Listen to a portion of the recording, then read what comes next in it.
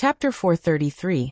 Mo Baichuan's Strategy, Big Brother's Marriage Proposal _1. So Mo Baichuan's next move was to compensate Li Xianxian well, so as to provoke an Yang. The venue for Li Tingzi's birthday party for Mo Baichuan was a large restaurant in Beijing. By 7 o'clock in the evening, Mo Baichuan arrived punctually under Li Xianxian's dormitory. For her part, Li Xianxian showed up, looking beautiful and radiant before Mo Baichuan, not pretending to be ignorant, as though she had forgotten the incident of that day. Baichuan. Seeing Li Xianxian in such a magnanimous state deepened Mo Baichuan's guilt, and he took the initiative to open her car door. Sit. Thank you. Li Xianxian leaned in and sat. Within a short time, the car had arrived at the restaurant entrance. Thinking that Yang and Mo Qishan were probably already there, Mo Baichuan took the initiative to link arms with Li Xianxian and proceed into the restaurant. Li Xianxian looked at their linked arms, a faint curve forming at the corner of her mouth. After tonight, Mo Baichuan would wholly belong to her. As soon as the two walked into the private room, they were showered with streamers by good friends hiding in the dark. Happy birthday! It was the first time for Mo Baichuan to introduce Li Xianxian to these friends, and the crowd teased him. Baichuan, who is the beauty beside you? Baichuan, won't you introduce her to us? Maintaining his composure, Mo Baichuan scanned his gaze across the crowd. This is my girlfriend Li Xianxian. Girlfriend? The iron tree that hadn't bloomed for 1,000 years has finally blossomed, and he has a girlfriend. Everyone scrambled to greet Li Xianxian. She comported herself very well, showing the demeanor fitting to her heritage. Mo Baichuan's expression was a bit complicated, as Mo Qishan and Yang were not among these people. Yang didn't come? Where was Yang? Usually, Yang wouldn't skip a birthday party like this. Hadn't he let someone inform her? Could it possibly be that Yang was on her way now? Yes, Yang must be en route. Mo Baichuan withdrew his gaze nonchalantly. After their friends made a ruckus in the private room, when it was time to order dishes, neither Mo Qishan nor Yang had come. Was Yang trying to make a late grand entrance to attract everyone's attention? Considering her character, this was likely. Mo Baichuan didn't wait for Yang, and passed the menu to Li Xianxian for her to order the food. All of this was observed by Li Tingzi, who was sitting across from them. A murky light flashed in his eyes and his fists clenched inside his sleeves. No one can understand the feeling of pushing the person you love most into another man's arms. It hurts his heart, but he had to keep it to himself. Just as almost all the dishes had been served, the door of the private room was pushed open again. Without a second thought, he knew Mo Qishan and Yang must be the ones who came. Looking up, Mo Baichuan saw Mo Qishan as expected. He knew Yang would come eventually. A mocking gleam flashed in Mo Baichuan's eyes. Nephew, happy birthday. I got held up and came late. Mo Qishan still seemed frivolous and careless as ever. The rest of the table showed disdain towards Mo Qishan's arrival. He was nothing more than a good-for-nothing. He wasn't worth their extra glance. If Mo Qishan weren't Mo Baichuan's uncle, he wouldn't even have the privilege to share a table with them. Although there were plenty of spoilt brats among the upper class, none was as utterly worthless as Mo Qishan. Uncle. Mo Baichuan stood up politely, pulling out a chair for Mo Qishan. Mo Qishan took the seat without refusal, examined the room with his eyes, sat in the first position nonchalantly, chest folded, legs on the table, the very picture of a spoilt brat. A useless person wasn't scary. What was disturbing was that he didn't feel embarrassed about his actions but acted presumptuously. How did the 100-year-old Mo family end up with such a person? Everyone else at the table shook their heads helplessly. Mo Baichuan glanced casually at the restaurant entrance, furrowing his brows subtly. Did only Mo Qishan come? Where was Yang? Why didn't Yang come with Mo Qishan? Had they broken up? If they indeed had broken up, would Yang start taking steps to attract his attention next? Couldn't she hold back anymore? He knew it. Yang couldn't have been infatuated with a worthless person like Mo Qishan. A sneering light flashed in the depth of Mo Baichuan's eyes. Li Xianxian, looking at Mo Qishan with a smile, asked the question that lingered in Mo Baichuan's heart. Uncle, how come your fiancé did not come with you? Chapter 434. Mo Baichuan's Tactics, Bigwig's Proposal _2. The future sixth aunt-in-law? Upon hearing this, everyone else around was stunned. Mo Qixin has a girlfriend now. Who knows which girl is blind enough to be with this useless Mo Qixin? It must not be a decent girl, probably a gold digger out of the slums, only interested in the Mo family's fortune to date Mo Qixin. Otherwise, could this useless Mo Qixin possibly find a girlfriend in their circles? A gold digger and a good-for-nothing, what a perfect match they must be. Upon such thoughts, everyone's gazes became even more contemptuous. Without caring about the disdain from others, Mo Qixin picked up his glass, took a sip of red wine and coldly said, "Your sixth aunt is afraid of being bothered by some mad dog." A mad dog? Mo Baichuan's face turned dark. He didn't really want to lose his temper in front of his elder relative Mo Qixin. Yang clearly was the one who dumped Mo Qixin, yet he twisted it up now. Pathetic, truly pathetic. He has no self-awareness at all. Li Xianxian pretended not to understand. What kind of joke are you making, uncle? Where would there be any mad dogs around? Mo Qixin gave a faint smile. Isn't it clear to you if there are mad dogs around? After finishing, he stood upright and looked down at Mo Baichuan. I've already wished you a happy birthday, nephew. I have to leave now due to other matters. Other matters? What kind of business could Mo Qixin have? Someone jeered. Young Master Mo, you seem to be a busy man. May I know what urgent business you need to attend to? The enjoyment of a warm evening in the embrace of love is also a big deal in life. You're right. Eating, drinking, and having fun are important too, right? At that, the room burst into laughter. Mo Qixin didn't get angry, took his hat from the waiter and put it on. The dark brim hid his elegant eyes, and also the ridiculing expression in them. Interestingly, all of Mo Baichuan's friends considered themselves juniors in front of Mo Qixin, but Mo Baichuan didn't even attempt to intervene. He just got up and said, "Uncle, let me see you out." Li Xianxian stood up and followed Mo Baichuan's pace. The two escorted Mo Qixin to the door. As Mo Qixin walked out, he looked up at the moon in the sky. The cold moonlight coated him with a silver halo, revealing a subtle mystique. Suddenly he missed Yang. Mo Qixin sighed lightly.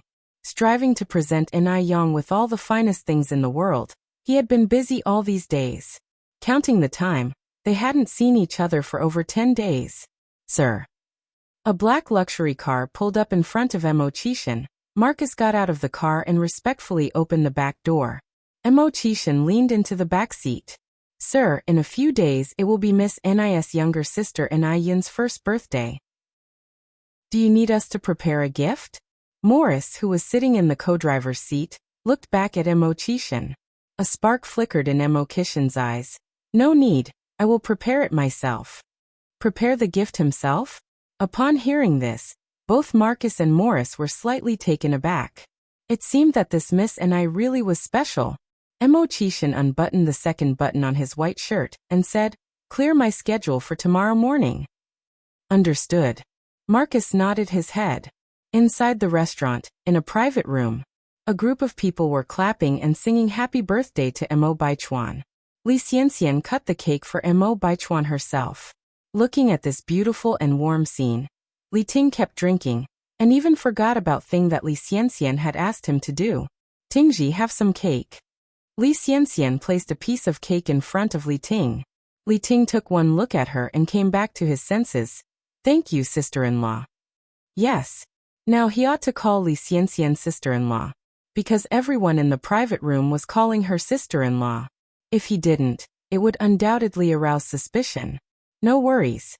Li Xianxian smiled gently, but the look in her eyes served as a reminder. Li Ting immediately understood the meaning in Li Xianxian's eyes and raised his glass, looking towards Mo Baichuan. "Baichuan, you are the birthday boy. Heirace to a happy birthday, and to your everlasting happiness with sister-in-law." "Thank you." Mo Baichuan raised his glass to toast with Li Ting. Then Li Ting continued, "Let's all make sure we're drunk before we go home." Yes. Let's get drunk." The rest of them echoed in agreement. Chapter 435. Mo Baichuan's Tactic, Big Boss Proposal _3. One drink, then two. Gradually, Mo Baichuan's head was getting dizzy. Li Xianxian tried to dissuade him. Baichuan, please stop drinking. You're becoming drunk. Li Tingji laughed. Sister-in-law, Baichuan has a good alcohol tolerance. How could he be drunk? Exactly. Baichuan once drank a bottle of white wine in one gulp. Mo Baichuan was normally very disciplined and rarely drank. On the rare occasion that people had the chance to drink with him, they were not about to let him off so easily. I'm fine, don't worry. Mo Baichuan turned to look at Li Xianxian. Frustrated, Li Xianxian sighed. As the drinks continued for 3 hours, countless empty bottles littered the ground. Not only was Mo Baichuan drunk, everyone else in the private room was too. Xian, Li Tingji began, lifting his gaze to her before quickly correcting. Sister-in-law, why don't you take Baichuan home first? I can handle things here. Li Xianxian nodded and reached out to support Mo Baichuan.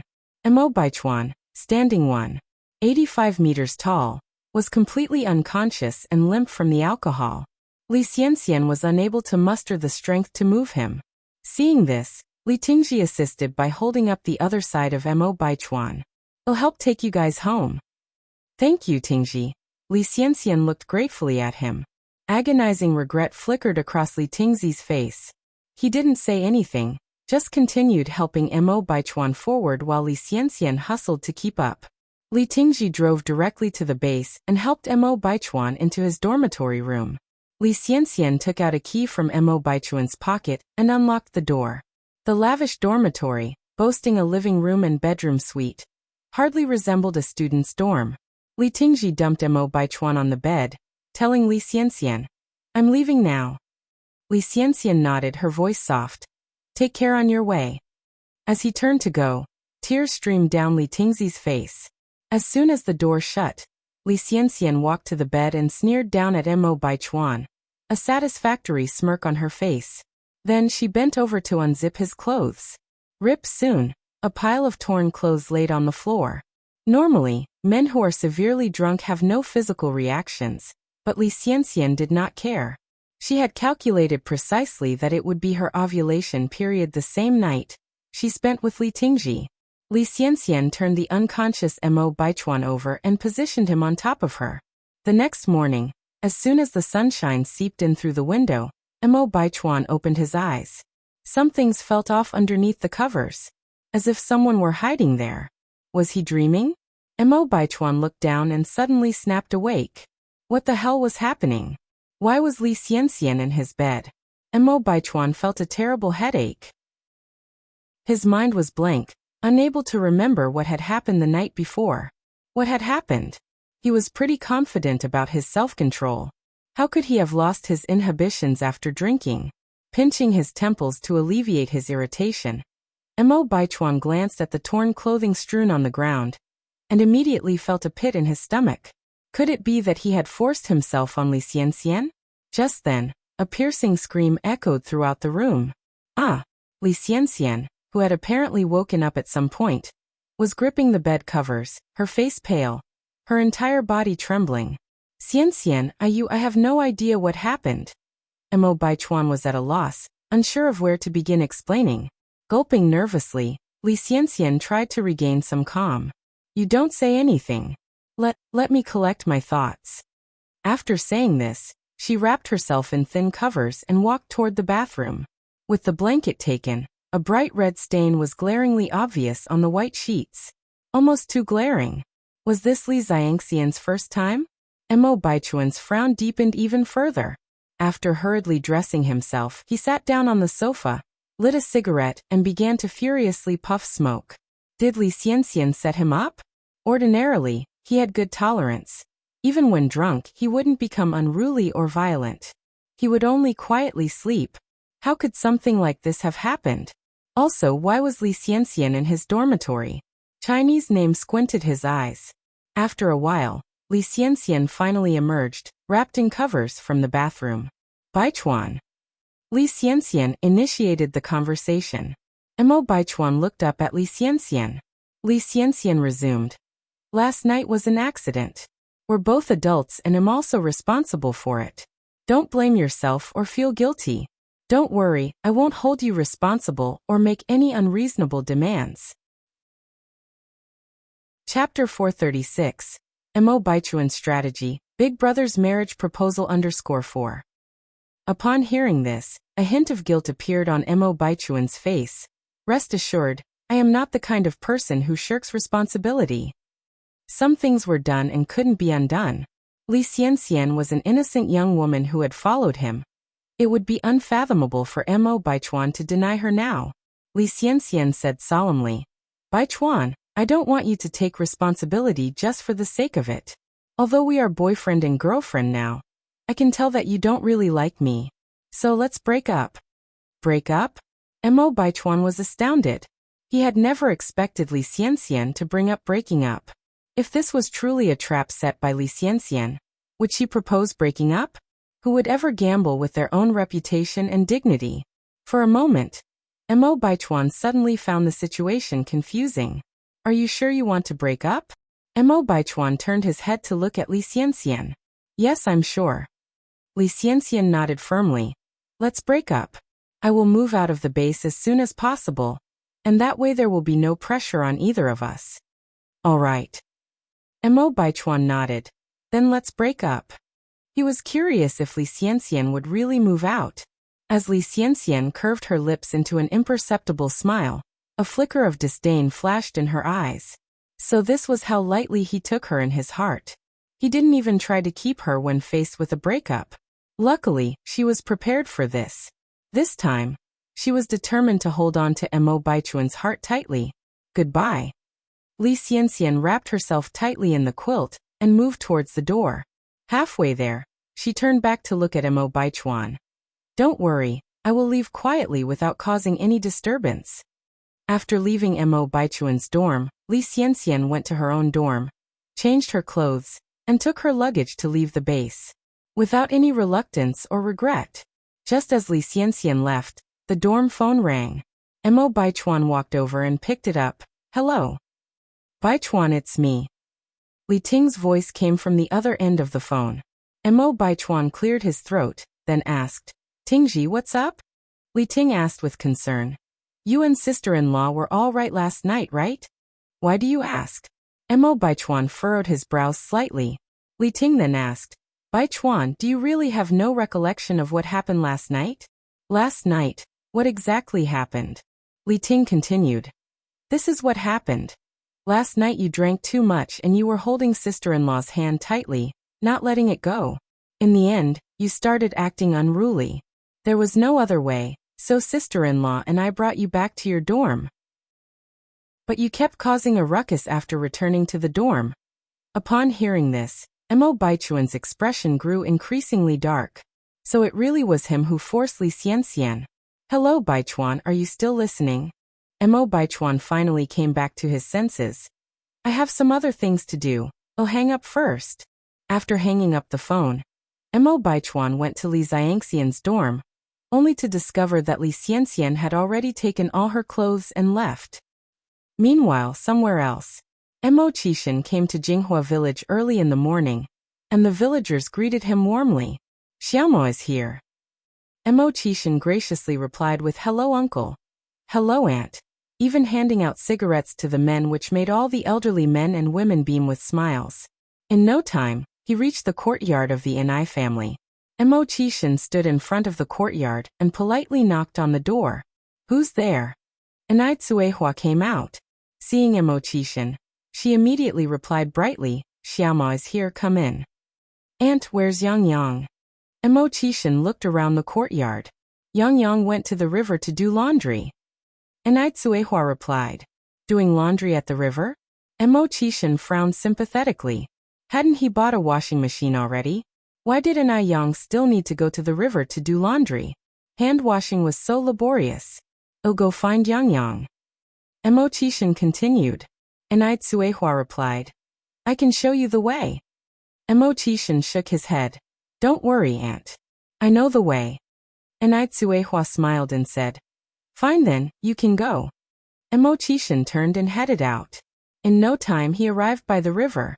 He saw Inai Yang standing by the river with her pants rolled up, busy washing clothes.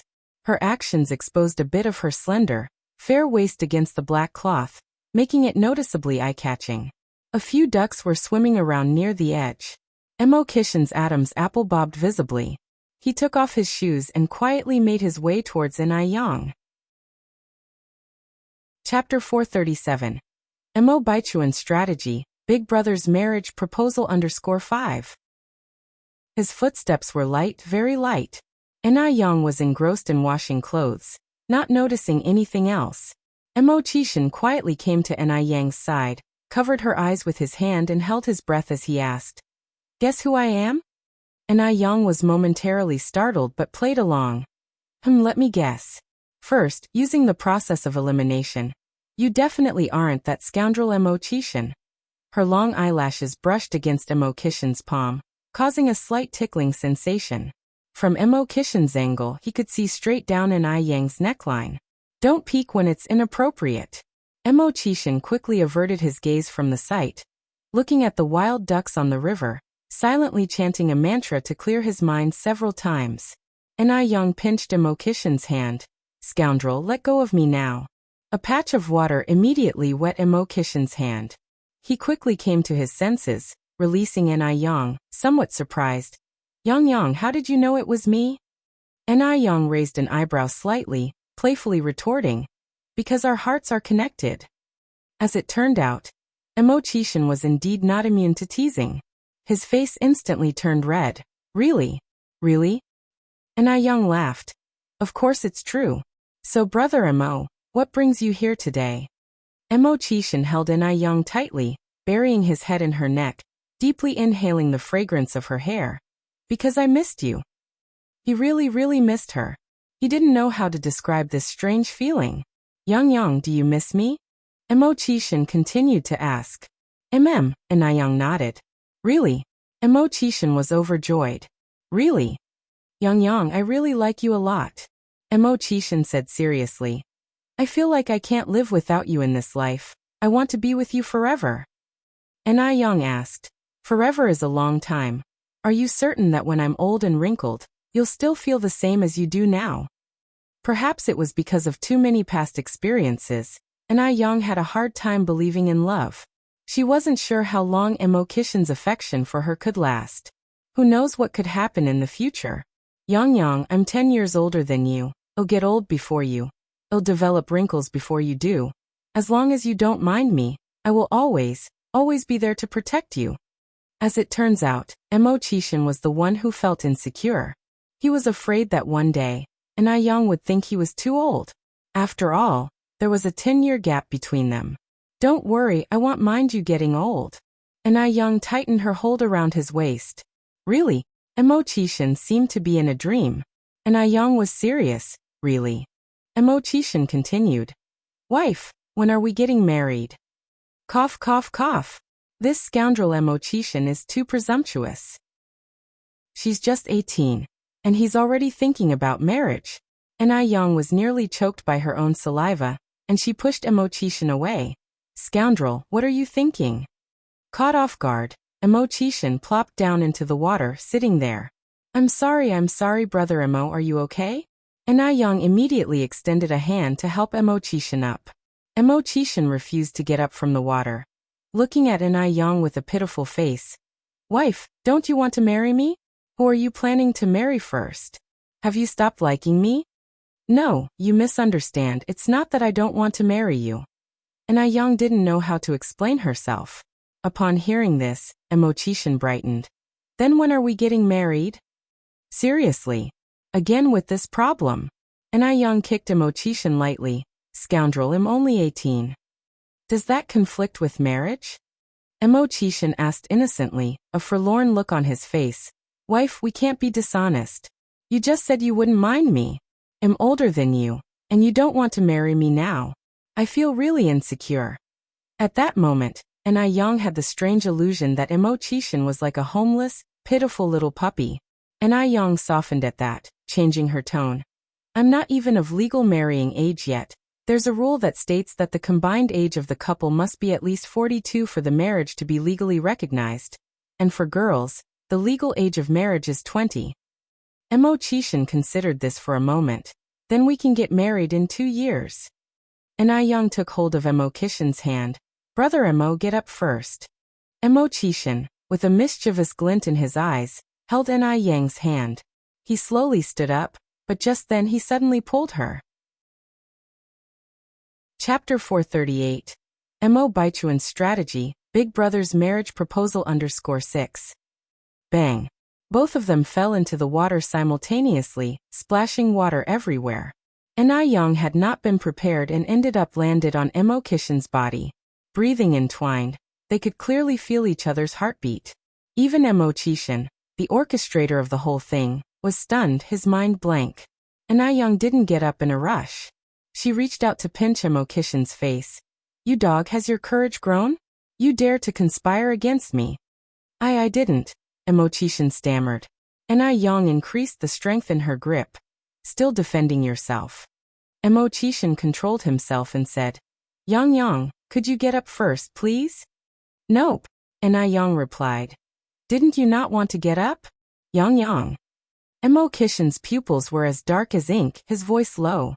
Young decided to back off, stood up, and said, I will let you off this time. Phew. Emo Chishin let out a sigh of relief. If Young hadn't gotten up, he just might have embarrassed himself. He might even have ended up scaring his wife away. Young continued washing clothes. If you looked closely, her ears were slightly red. Emo Chishin stopped teasing her, took off his upper clothes, and dived into the river with vigor. Young simply washed his clothes as well. The fell earlier had caused quite a bit of yellow mud to stick to Emo Kishin's white shirt. Yang's clothes were not spared either, got quite wet, but luckily, it was summer and the thin clothes dried quickly. Young. Emo Chishin swam to the middle of the river, popped his head out, and called for Young. What is it? Young looked up. Can you guess what I caught? Emo Chishin continued. A fish. Young guessed. Wrong. Emo Chishin shook his head. River clams. Emo Chishin still shook his head. It's not a snake, is it? Young shivered at the thought. Emo Kishin's courage was indeed tremendous. He even dared to catch a snake. Incorrect. Emo Chishin shook his head again. If it's not a fish, not a river clam, and not even a snake, Young couldn't guess what else in the river Emo Chishin could have caught. Young, you're really clueless. Young raised an eyebrow. Are you just messing with me and you didn't catch anything at all? Damn man. Emo Chishin laughed. Young, how about we make a bet? If you guess correctly, I'll agree to something you ask. If you can't, you'll have to agree to do something for me. And I'll even give you a hint. Young nodded slightly. Okay, go ahead. Emo Chishin continued. The thing I caught is alive. You've seen it before and you might have even eaten it. River shrimp. Wrong. Emo Chishin chuckled. Young, you lost. I admit defeat. Young added. Can you tell me what you caught now? Emo Chishin raised his right hand. It's this. Suddenly, the sound of quack, quack, quack echoed in the air. A wild duck. Young would never have guessed that Emo Chishin would catch a wild duck. Wild ducks differ from domestic ducks. Not only are they much smaller in size, but they are also very agile and can fly high like birds. Under normal circumstances, it would be impossible to catch a wild duck barehanded. Even professional hunters need to use guns. Emo Chishin quickly swam over to Young and handed the wild duck to her, shamelessly asking, How awesome is your man? Young slapped his face. Mr. Emo, can you have some shame, please? Emo Chishin continued. Young, you lost. You have to agree to do something for me. Go ahead. Kiss me. Emo Chishin, lying on a rock in the river, said this very seriously. Yang's cheeks turned slightly red. How was she supposed to respond to that? Young, don't go back on your word. Young mustered up her courage. Close your eyes first. Emo Chishin obediently closed his eyes. Young lowered her eyes slightly, quickly pecked him on the cheek, fleeting like a dragonfly touching the water. Even though it was only a moment, Yang's heart was thumping. Emo Chishin was in a similar state, calm on the surface, but an absolute mess inside. Wife, you are too perfunctory. After a while, Emo Chishin finally opened his eyes. He was incredibly grateful to be in the water right now. Young knocked his head with a look of disgust on her face. Your face stinks. Stop acting smart after scoring points. It's okay, as long as you smell nice, wife. Chishin handed the wild duck to Young. Wife, I will go for another swim. When Young looked at Chishin again, he was no longer visible on the water surface. A good while later, he reappeared from the opposite bank of the river. Young untied her red hairband and tied the wings and feet of the wild duck with it, then put it in the bucket. After finishing washing the clothes, Young took out the clothes that Baichuan had worn and hung them on a tree by the riverbank to dry while she sat underneath the tree seeking shade and watched Chishin swimming in the river. Young, do you want to swim around too? Called Chishin from the river. No thanks. Young gave him a blank look. In broad daylight, if she did get into the water, she could likely become the guest of honor in the village news the next day. Young, I've caught something again. Chishin's voice echoed, full of excitement. Is it a fish? Young, you are so smart. Chishin raised a grass carp that weighs over 3 pounds. Young just sat by the river and watched him, smiles flickering in her eyes. About half an hour later, Chishin came up from the water. Right at that time, the clothes also dried. Chishin put them on, took the bucket with the clothes from Young. Young smiled. I can carry it. Chishin said, how could I allow you to do this kind of work while I, as your boyfriend, am around? Boyfriends are meant to do hard work. What else is the use of having a boyfriend? Young patted his head. Good understanding, young man. Chishin smiled. All credit to your coaching. Nobody else got such a privilege. Young couldn't help but laugh. As they walked and talked, their handsome and beautiful scene made passing pedestrians compliment them heavily. Such a perfect match of talent and beauty. In no time, they arrived at the family's house. It was already after 10 a.m., nearing 11 a.m. Young suggested, Brother stay for lunch. I'll clean up the duck and grill the fish. Chishin nodded. Yes, I'll help you. He seemed to have forgotten about the important meeting waiting for him at noon. Chapter 439, Big Brother. I am a person who loves to idle away his time. Help me one more time _1. Chishin followed Young into the kitchen. Tsuehua was originally busy in the kitchen. Seeing Chishin and Young arrive, she thought it would be best not to disturb the young couple. So she left under the pretense of needing to look after the children. Young, are we killing the duck too? Young nodded. I'll do it. Chishin rolled up his sleeves and volunteered. Can you handle it? Young expressed doubt. A man is most bothered by a woman questioning his ability. I can handle it just fine. Chishin took the wild duck from Young's hand.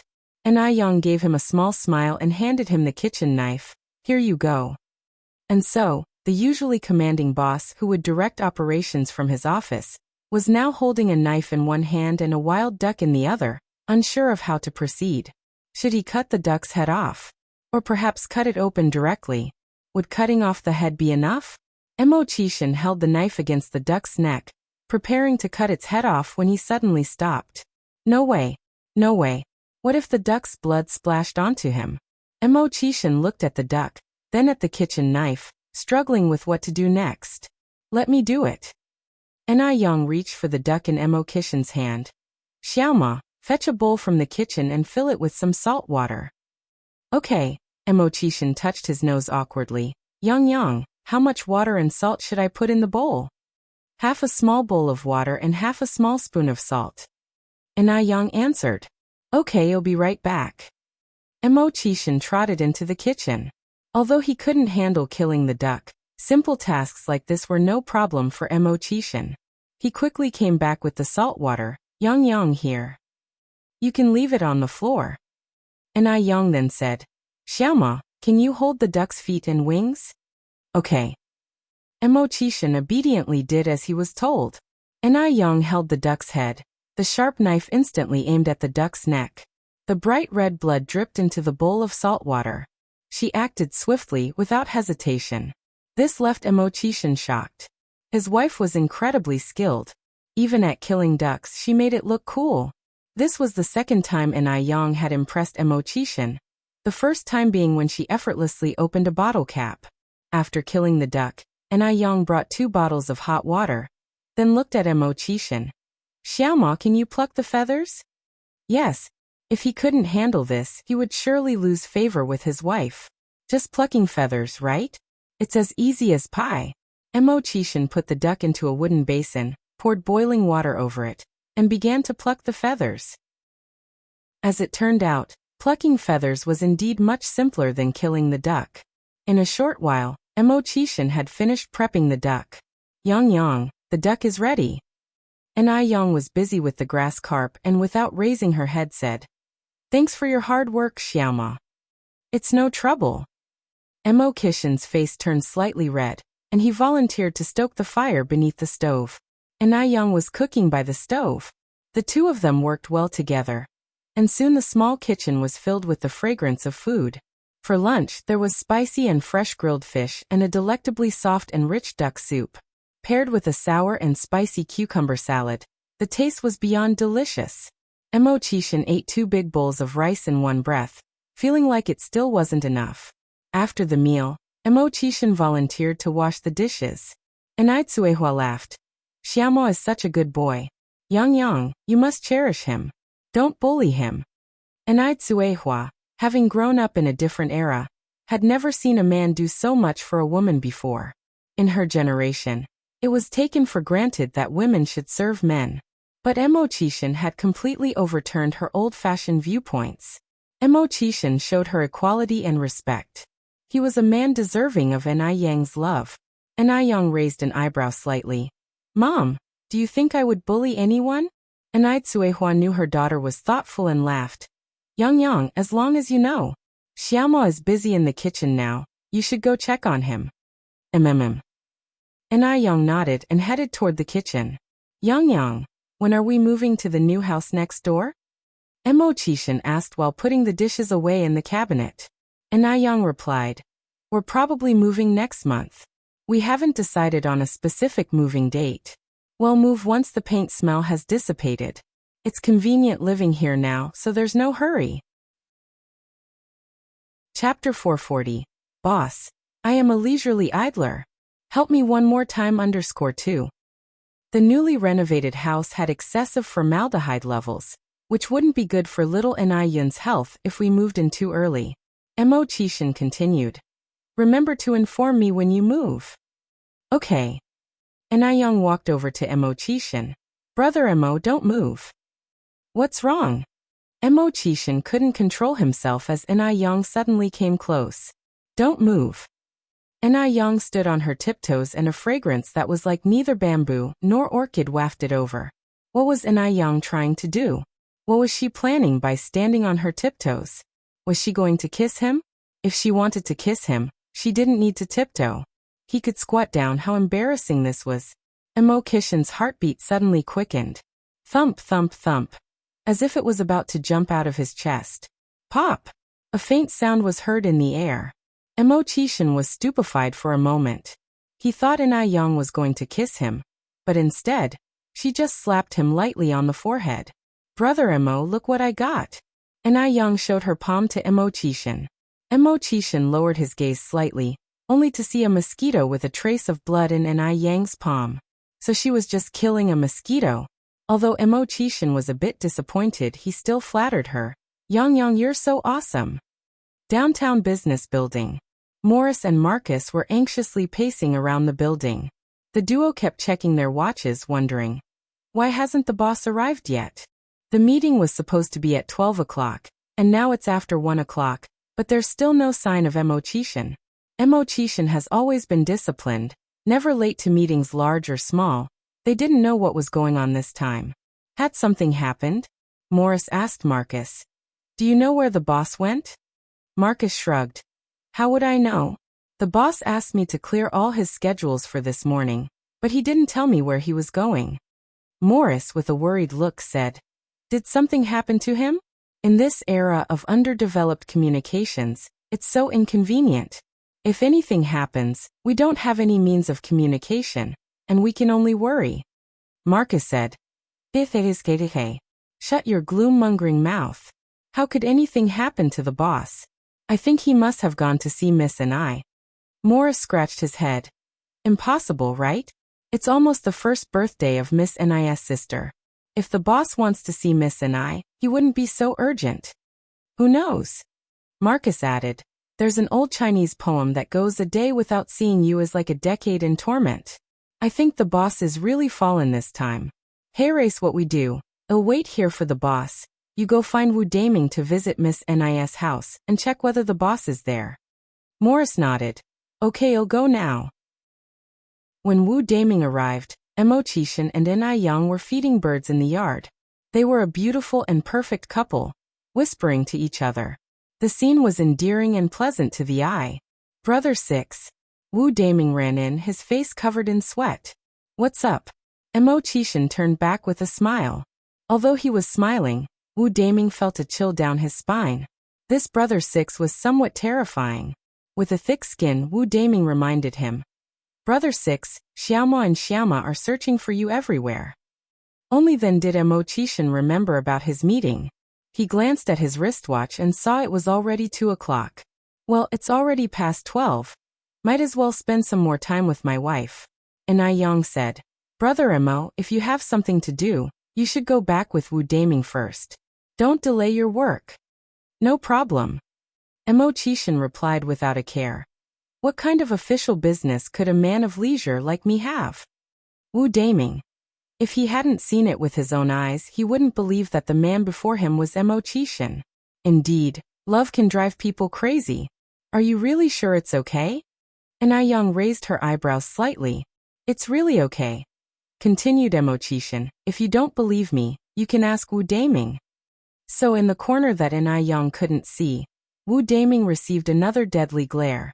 Wanting to live, he laughed and said, it's okay, Xiaoma and Xiaoma are just two idle youths. Apart from wanting to drink with brother 6, what else could be so important? Sorry, Morris and Marcus, you're being blamed for being idle and unproductive by me. In his heart, Wu Daming apologized silently to the outstanding young men, Morris and Marcus.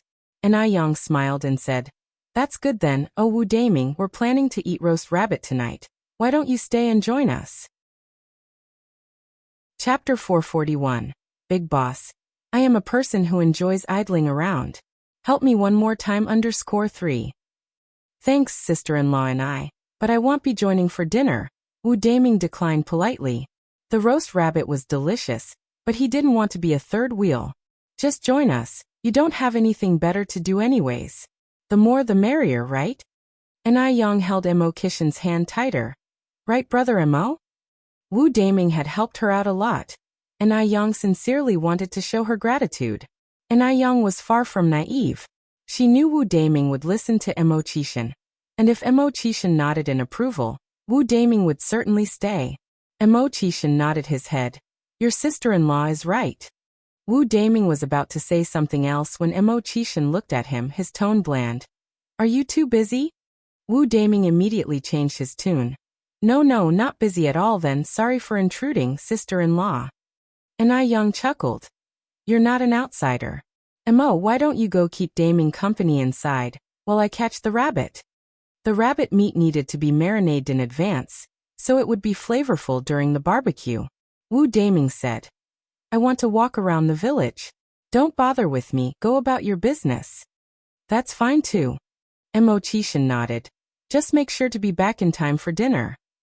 His message was to stay away until it was dark. Wu Daming got the hint. Don't worry, brother and I'll be back soon. After saying this, he turned and left. Ni Yang and Mo Qishan went to catch the rabbit. There were 7 rabbits in total. They had slaughtered 2 when Li Yanran came last time, so they were now down to 5. Mo Qishan grabbed one of the fattest rabbits. Yang, what do you think about this one? No, Ni Yang shook her head. This one is about to become a mom. Hearing this, Mo Qishan carefully put the rabbit mother down and picked up another one. How about this one? This one is fine. Ni Yang nodded, then added, there will be lots of people tonight, brother Mo, you should catch one more. All right. Ni Yang was not only adept at slaughtering ducks, but was also an expert at killing rabbits. In no time, 2 rabbits were evenly coated with various marinades. Apart from rabbit meat, Yang had also prepared enoki mushrooms, baby cabbages, chili, lamb, eggplant, and vermicelli. At this time, barbecues were not yet as popular as they would become in later years, and skewers were not available in the countryside. So Yang and Chishin went to the bamboo grove to cut some bamboo. Chishin was very skilled with his hands, and Yang just described the shape of the skewers, and as he cut the bamboo, he also whittled the skewers for Yang. They were of uniform size, just like what you could buy on the street. Yang marveled, "Brother Mo, you're so skillful." Just so. The champion of the China's swordsmanship competition, Missouri Chishin modestly downplayed his prowess. After making the skewers, Chishin sat in the yard and skewered the food while Yang made the charcoal. Time passed second by second. In a blink of an eye, it was evening. By the time Chingue and Wu Daming returned, Yang had already prepared everything. The barbecue grill was long and people could sit on both sides, allowing everyone to grill and eat at the same time. Although it was summer, the mountain breeze made everything pleasantly cool. "Oh, little Mo is here too. No wonder it's so lively today." Chingue greeted Chishin enthusiastically. "Antonai." Chishin stood up politely. Chingue laughed. "Little Mo, you don't need to be so formal with me. We're all family here, please sit." Finishing her sentence, she turned to Yang. "Yang, what are we having tonight?" Looking around, she didn't see any vegetables. Surely they weren't planning to feed them raw food? Yang replied, "Antonai, we're having a barbecue tonight. We'll be grilling and eating." "Oh." Chingue nodded, doubting in her heart whether grilling these seemingly dried-out potatoes and enoki mushrooms would actually taste good. As Yang grilled the vegetables, brushing them with oil and sprinkling chili powder and cumin powder, the sizzling of oil soon filled the air. It smelled so good. It made everyone salivate. Shortly after, Yang finished grilling a large batch of vegetables and served them to everyone. "Delicious. Sister-in-law you're incredible." Wu Daming wolfed down his food, as if he would even swallow his tongue if he could. Chingue quietly retracted her previous doubts. Yang had also grilled a corn on the cob especially for little Yun, who was nestled in Quihua's arms, chewing blissfully on the corn. Despite being just shy of 1 year old, his teeth were already quite formidable. Chapter 442. Big Boss. I am a person who loves to idle away his time. Help me one more time _4. Seeing everyone eating so contentedly made Yang very happy as well. She picked up the marinated bunny and began to roast its meat. Yang, you should have a bite too." Chishin offered a strip of roasted potato slices to Yang's lips. "Thank you." She opened her mouth and took a bite. "Is it good?" Chishin asked. "It's delicious." Yang nodded her head. "Well then, let me have a taste." Chishin opened his mouth and ate the remaining half slice of potato. Yang's face turned inexplicably red. She quickly lowered her gaze to others. Seeing that all eyes were not on them, she let out a sigh of relief and freed her hand to pinch Chishin's waist. The sky above was illuminated with bright stars, and there was a lively atmosphere of joy in the small farmhouse below. Since that night, Baichuan hadn't seen Li Xianxian for a week. At first, he thought Li Xianxian, like Yang, was playing hard to get with him. But now it seemed like she was truly intent on breaking up with him, otherwise she wouldn't have disappeared for a week. Thinking about this, Baichuan felt a pang of guilt. After all, it was he who had taken Li Xianxian's innocence. In 1980s China, relationships between men and women were not that open, and women viewed their chastity as incredibly important. "Tingji, what exactly happened that night?" Baichuan went to ask Li Ting, because Li Ting was the only one who knew what had transpired apart from Li Xianxian. "Which night?" Li Ting looked at Baichuan puzzled. It seemed like he had already forgotten about the birthday party. Baichuan replied, "The night of my birthday." Mentioning that night, a flash of pain crossed briefly beneath Li Ting's eyes. "What about the night of your birthday?" "Everyone had a great time." "Baichuan, what exactly do you want to ask?" Mo Baichuan succinctly said. I just want to know why Li Xianxian was in my room when I woke up the next morning. Li Ting laughed and said, because you were holding onto her hand all night and didn't let her go. Really? Mo Baichuan narrowed his eyes.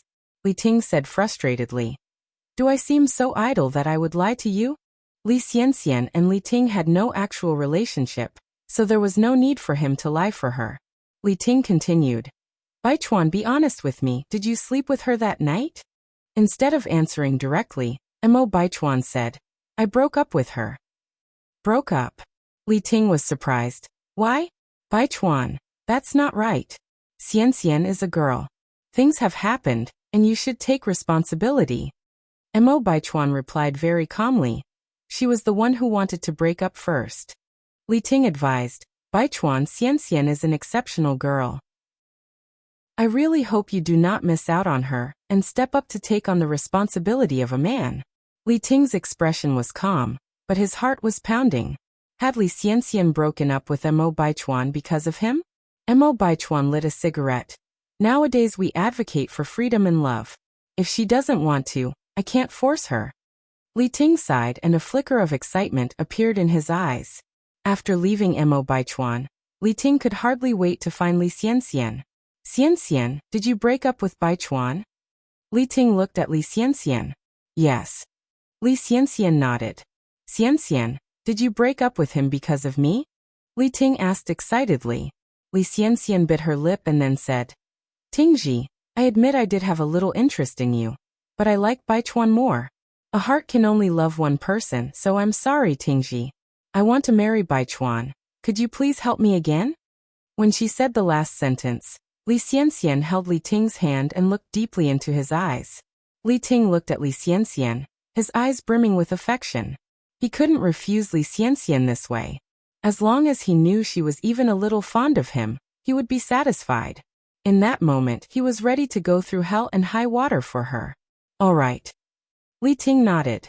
Li Xianxian said gratefully, Tingji, thank you. I owe you in this life. In the next one, I will definitely marry you.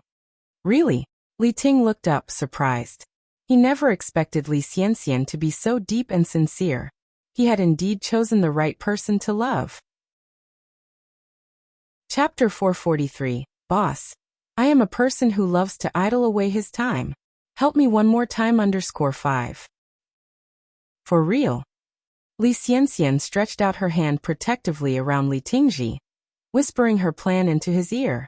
Li Tingji's body stiffened, his face unreadable.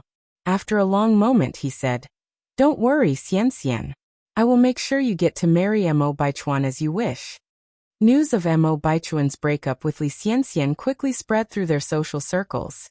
The person who was most delighted at hearing this news was none other than Zheng Xianjing. What made Li Xianxian believe she was fit to be with Mo Baichuan? What has you in such high spirits? Zheng Lingling came in from outside. Mom, I have great news. Mo Baichuan has broken up with Li Xianxian. Before Zheng Lingling, Zheng Xianjing never hid her ambitions, because they were two peas in a pod.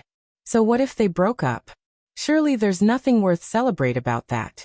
Even without Mo Baichuan, there is still Song Baicheng. His family background is no worse than Mo Baichuan's. Moreover, I heard that Song family is about to get another promotion. By then, their power will be even greater. Zheng Lingling paused, then continued. So Xianjing, I advise you to focus your energy on Song Baicheng. He's the only heir of the Song family. Zheng Xianjing grinned.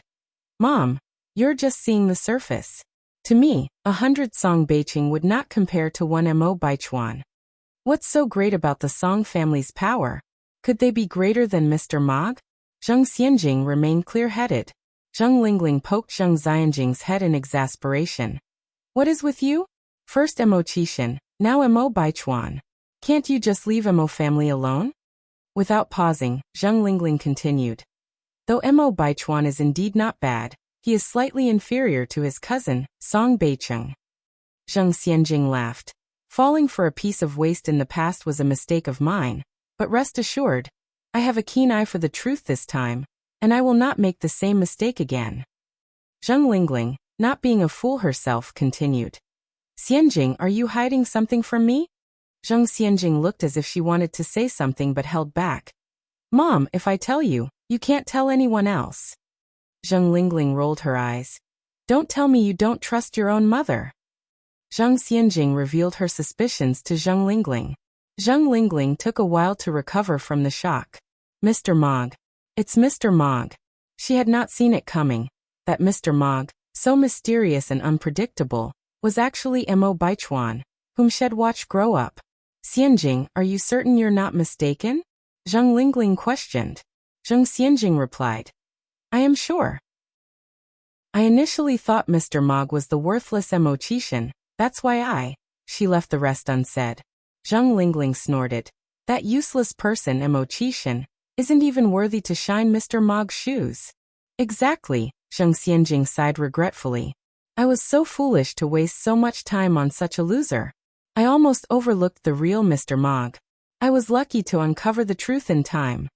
Every time she thought about this, Zhang Xianjing felt extremely fortunate. Zhang Lingling continued. Baichuan has certainly played his cards close to his chest. Who can disagree? Zhang Xianjing nodded. If I hadn't seen it with my own eyes, who would have believed that he is Mr. Mog? Zhang Lingling frowned slightly, looking worried. Xianjing, I've heard rumors that Zhao Jingrong of the Zhao family has declared that she won't marry anyone but Mr. Mog. You will need to keep an eye on her so she doesn't steal Baichuan away. The influence of the Zhao family in Beijing far exceeds that of the Mo family and the Zheng family. Otherwise, Zhao Jingrong wouldn't be so bold to ditch Mo Qishan at will. Moreover, Zhao Jingrong not only boasts a prestigious family background, but is also pretty and well-educated overseas. These exceptional attributes make her a force to be reckoned with. Zhang Xianjing laughed. Mom, you can rest easy. Zhao Jingrong still doesn't know that Mo Baichuan is Mr. Mog. And even if she did, would Mo Baichuan marry someone who almost became his aunt through marriage with Mo Qishan? Even if Zhao Jingrong loses her dignity, the Mo family would still want to keep their face. Zhang Xianjing was not worried about Zhao Jingrong, as she had no upper hand at all in front of Mo Baichuan. Chapter 444. Big Brother. I am a person who loves to idle away his time. Help me one more time _6. Mr. Mog isn't someone she can decide to marry just because she said so. On the contrary, Zhang Xianjing was a bit worried about Li Xianxian. After all, she had once been in a relationship with Mo Baichuan. Zhang Xianjing shared her concerns with Zhang Lingling. Zhang Lingling laughed and said, Xianjing, don't worry at all. I heard from your grandmother Mo before that they were not very satisfied with Li Xianxian, saying she's not good enough. Besides, they've already broken up. What else do you have to worry about? Hearing Zhang Lingling's words, Zhang Xianjing felt much less worried. Zhang Lingling continued, Xianjing, your most important task now is to win over Baichuan's heart, make him notice you, be fond of you, and want to marry you. To be Mrs. Mog, you can't just stay at home all day. Zhang Xianjing laughed. Mom, I understand what you mean. Zhang Lingling said, since you understand, why not get dressed up and go find Baichuan? As the saying goes, familiarity breeds affection. Feelings between a man and a woman are gradually built over time. Zhang Xianjing nodded in agreement. Ai Yang has been settled in the restaurant for a week now, and hasn't started the renovation because they were waiting for an auspicious time. Today is a good day. Early in the morning, Wang Tinia brought a group of people to the front of the restaurant. In addition to local labor, Wang Tinia also called many people from neighboring villages. Consequently, Ai Yang not only became the lucky star of Jinghua village, but also that of neighboring villages, and many people dreamt of moving to Jinghua village. It's important to know that Jinghua village's economy now far outstrips a few neighboring villages, and Ai Yang's fame as a lucky star is spreading further and further. Before starting the renovation, Ai Yang set off a string of firecrackers to bring good fortune. Wang Tiniu, with the blueprint in hand, was telling everyone where to start the renovation. The blueprint was designed by Ai Yang herself, based primarily on traditional Chinese elements. In today's Beijing, there are Japanese restaurants and Western restaurants, but there is no restaurant that promotes the beauty of traditional Chinese culture. Although the decor of Japanese restaurants is quite classical, it belongs to Japan's own classical style, which has nothing to do with China. Ni Yang now not only wants to expand her skincare business abroad, but also to export traditional Chinese culture through the restaurant industry, so that people all over the world can feel the charm of traditional Chinese culture. Yang, is this a column? Wang Tiniu asked, pointing at a black dot on the blueprint. That spot on the design seemed to be blurred by a water droplet. However, as the designer, Ni Yang knew clearly every detail on the blueprint. Uncle Tiniu, this is a screen. It was fortunate that Wang Tiniu was attentive, otherwise if he had built a column, the consequences would be unthinkable. Wang Tiniu nodded. Oh, I see. Miss Ni, are you starting the renovation today? A gentle male voice came from outside the door. Ni Yang turned around and saw that it was Chun Jitsong, the former owner of the restaurant. Mr. Chun. Ni Yang nodded slightly. Chun Jitsong said, I was just passing by and saw the door open, so I came in for a look. This was where he started his first business, and also the last, so his sentimental attachment was understandable. Ni Yang smiled faintly. While this place hasn't changed much, would you like to take a photo to reminisce about it, Mr. Chen? Chun Zikang's eyes lit up. That's a great idea. He then said, Miss Ni, wait for me, I'll go get my camera. Sure. Ni Yang nodded slightly. Shortly after, Chen Jitsong came back with a camera. In this era, a camera is a rare commodity. It costs more than 5,000 yuan to buy one. Ordinary farmers can't even afford to glance at it, let alone buy one, so everyone surrounded to see it out of curiosity. This is a camera? This small thing can really capture images of people? This camera looks different from the ones I've seen in photo studios. Chen Jitsong kindly explained the principles of the camera to everyone, finally suggesting, how about I take a group photo for everyone? Great. Everyone was thrilled. It cost 1 yuan for a photo in a photography studio. Ordinary families couldn't afford to do so. Chen Jitsong held the camera and asked, Miss Ni, would you like to take a group photo with everyone? Upon hearing this, everyone urged, Yang, come and take a photo. It's rare for us to have a group photo together. Ni Yang wasn't originally interested in taking photos, but seeing everyone's enthusiasm, she walked over. Standing in the crowd, she felt an obvious sense of standing out from the crowd. Chen Jitsong looked at her through the lens. His heart involuntarily quickened. He had never seen a girl who looked so good under the lens. Some girls, though beautiful, do not photograph well. But Ni Yang was different. She was not only beautiful in real life, but also very photogenic. Click! Chen Jitsong reluctantly pressed the shutter, because only when taking photos could he daringly gaze at Ni Yang. After the photo was taken, everyone began to disperse. Chen Jitsong looked at Ni Yang and tentatively asked, Miss Ni, would you mind if I took a picture with you? Ni Yang smiled lightly. I'm sorry, I do mind. I'm afraid my boyfriend might misunderstand. Ni Yang wasn't the type to remain ambiguous. A photo of a man and a woman together would easily lead to misunderstandings. Has a boyfriend already? Chen Zikang's expression dimmed somewhat. God knows which man had such good fortune to be Ni Yang's boyfriend. Chen Jitsong laughed. It's okay, your concern is very reasonable. Could I trouble Miss Ni to take a few pictures of me? I can do that. Ni Yang took the camera and took several photos of Chen Jitsong. I'm not very good at taking photos. I hope you won't mind, Mr. Chen. Chen Jitsong responded. How could I? I should be thanking Miss Ni. You're welcome. After exchanging some pleasantries, Chen Jitsong proposed to leave. Ni Yang didn't stay long at the restaurant either, but went to the detective agency instead. Now Xiaozhou regarded Ni Yang as her best friend. Because Ni Yang was generous, reasonable, knowledgeable, and beautiful. She was a person worth getting to know. Yang. As soon as Ni Yang entered the detective agency, Xiaozhou came to greet her. Ni Yang followed Xiaozhou to the VIP room inside. Xiaozhou, do you have any recent news about Li Xianxian? Ni Yang is a person who thinks ahead. She would not forget the ticking time bomb Li Xianxian, just because she was comfortable for a moment. Chapter 445. She is the person I'm looking for. _1. Xiaozhou had been keeping a close eye on Li Xianxian. He poured a cup of tea for Ni Yang then said, She hasn't made any big moves. Just that she recently broke up with Mo Baichuan. Regarding Li Xianxian, this seemed to be the only significant recent event. Broke up. And Aiyang raised an eyebrow slightly. Xiaozhou nodded. And it was Li Xianxian who initiated the breakup. This move was somewhat confusing. Li Xianxian had gone to great lengths to get close to the Mo family, finally becoming Mo Baichuan's girlfriend. Would she so casually break up? Unless there was a bigger plot behind it. And Aiyang narrowed her eyes slightly, then asked, "Are there any other news aside from these?" Xiaozhou paused to think, then said, "Additionally, I noticed recently that Li Xianxian and Li Ting have been meeting each other quite frequently." Li Ting. And Aiyang had had contact with Li Ting before, so she knew that he had a crush on Li Xianxian. Even though the Li family was wealthy, it couldn't compare to the Mo family. And Aiyang didn't think that Li Xianxian would give up on Mo Baichuan for Li Ting.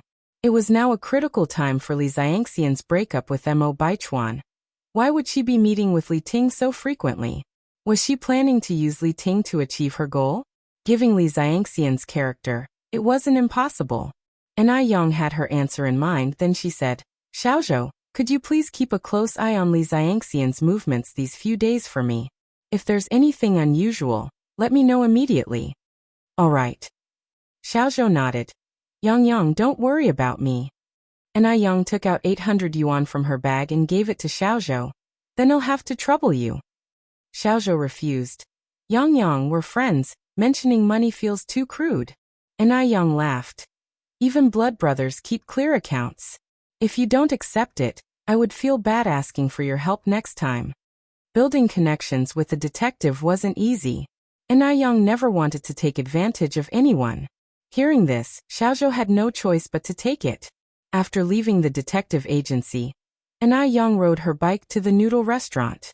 Just after crossing an intersection, she saw a group of people huddled at the roadside, whispering about something. The poor old lady. Did she come out alone?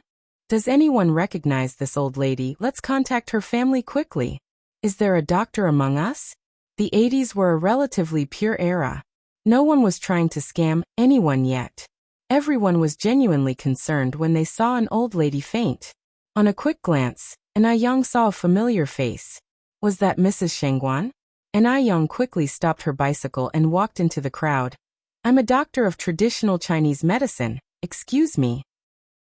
Upon hearing the arrival of a doctor, the crowd immediately gave way to Aiyang.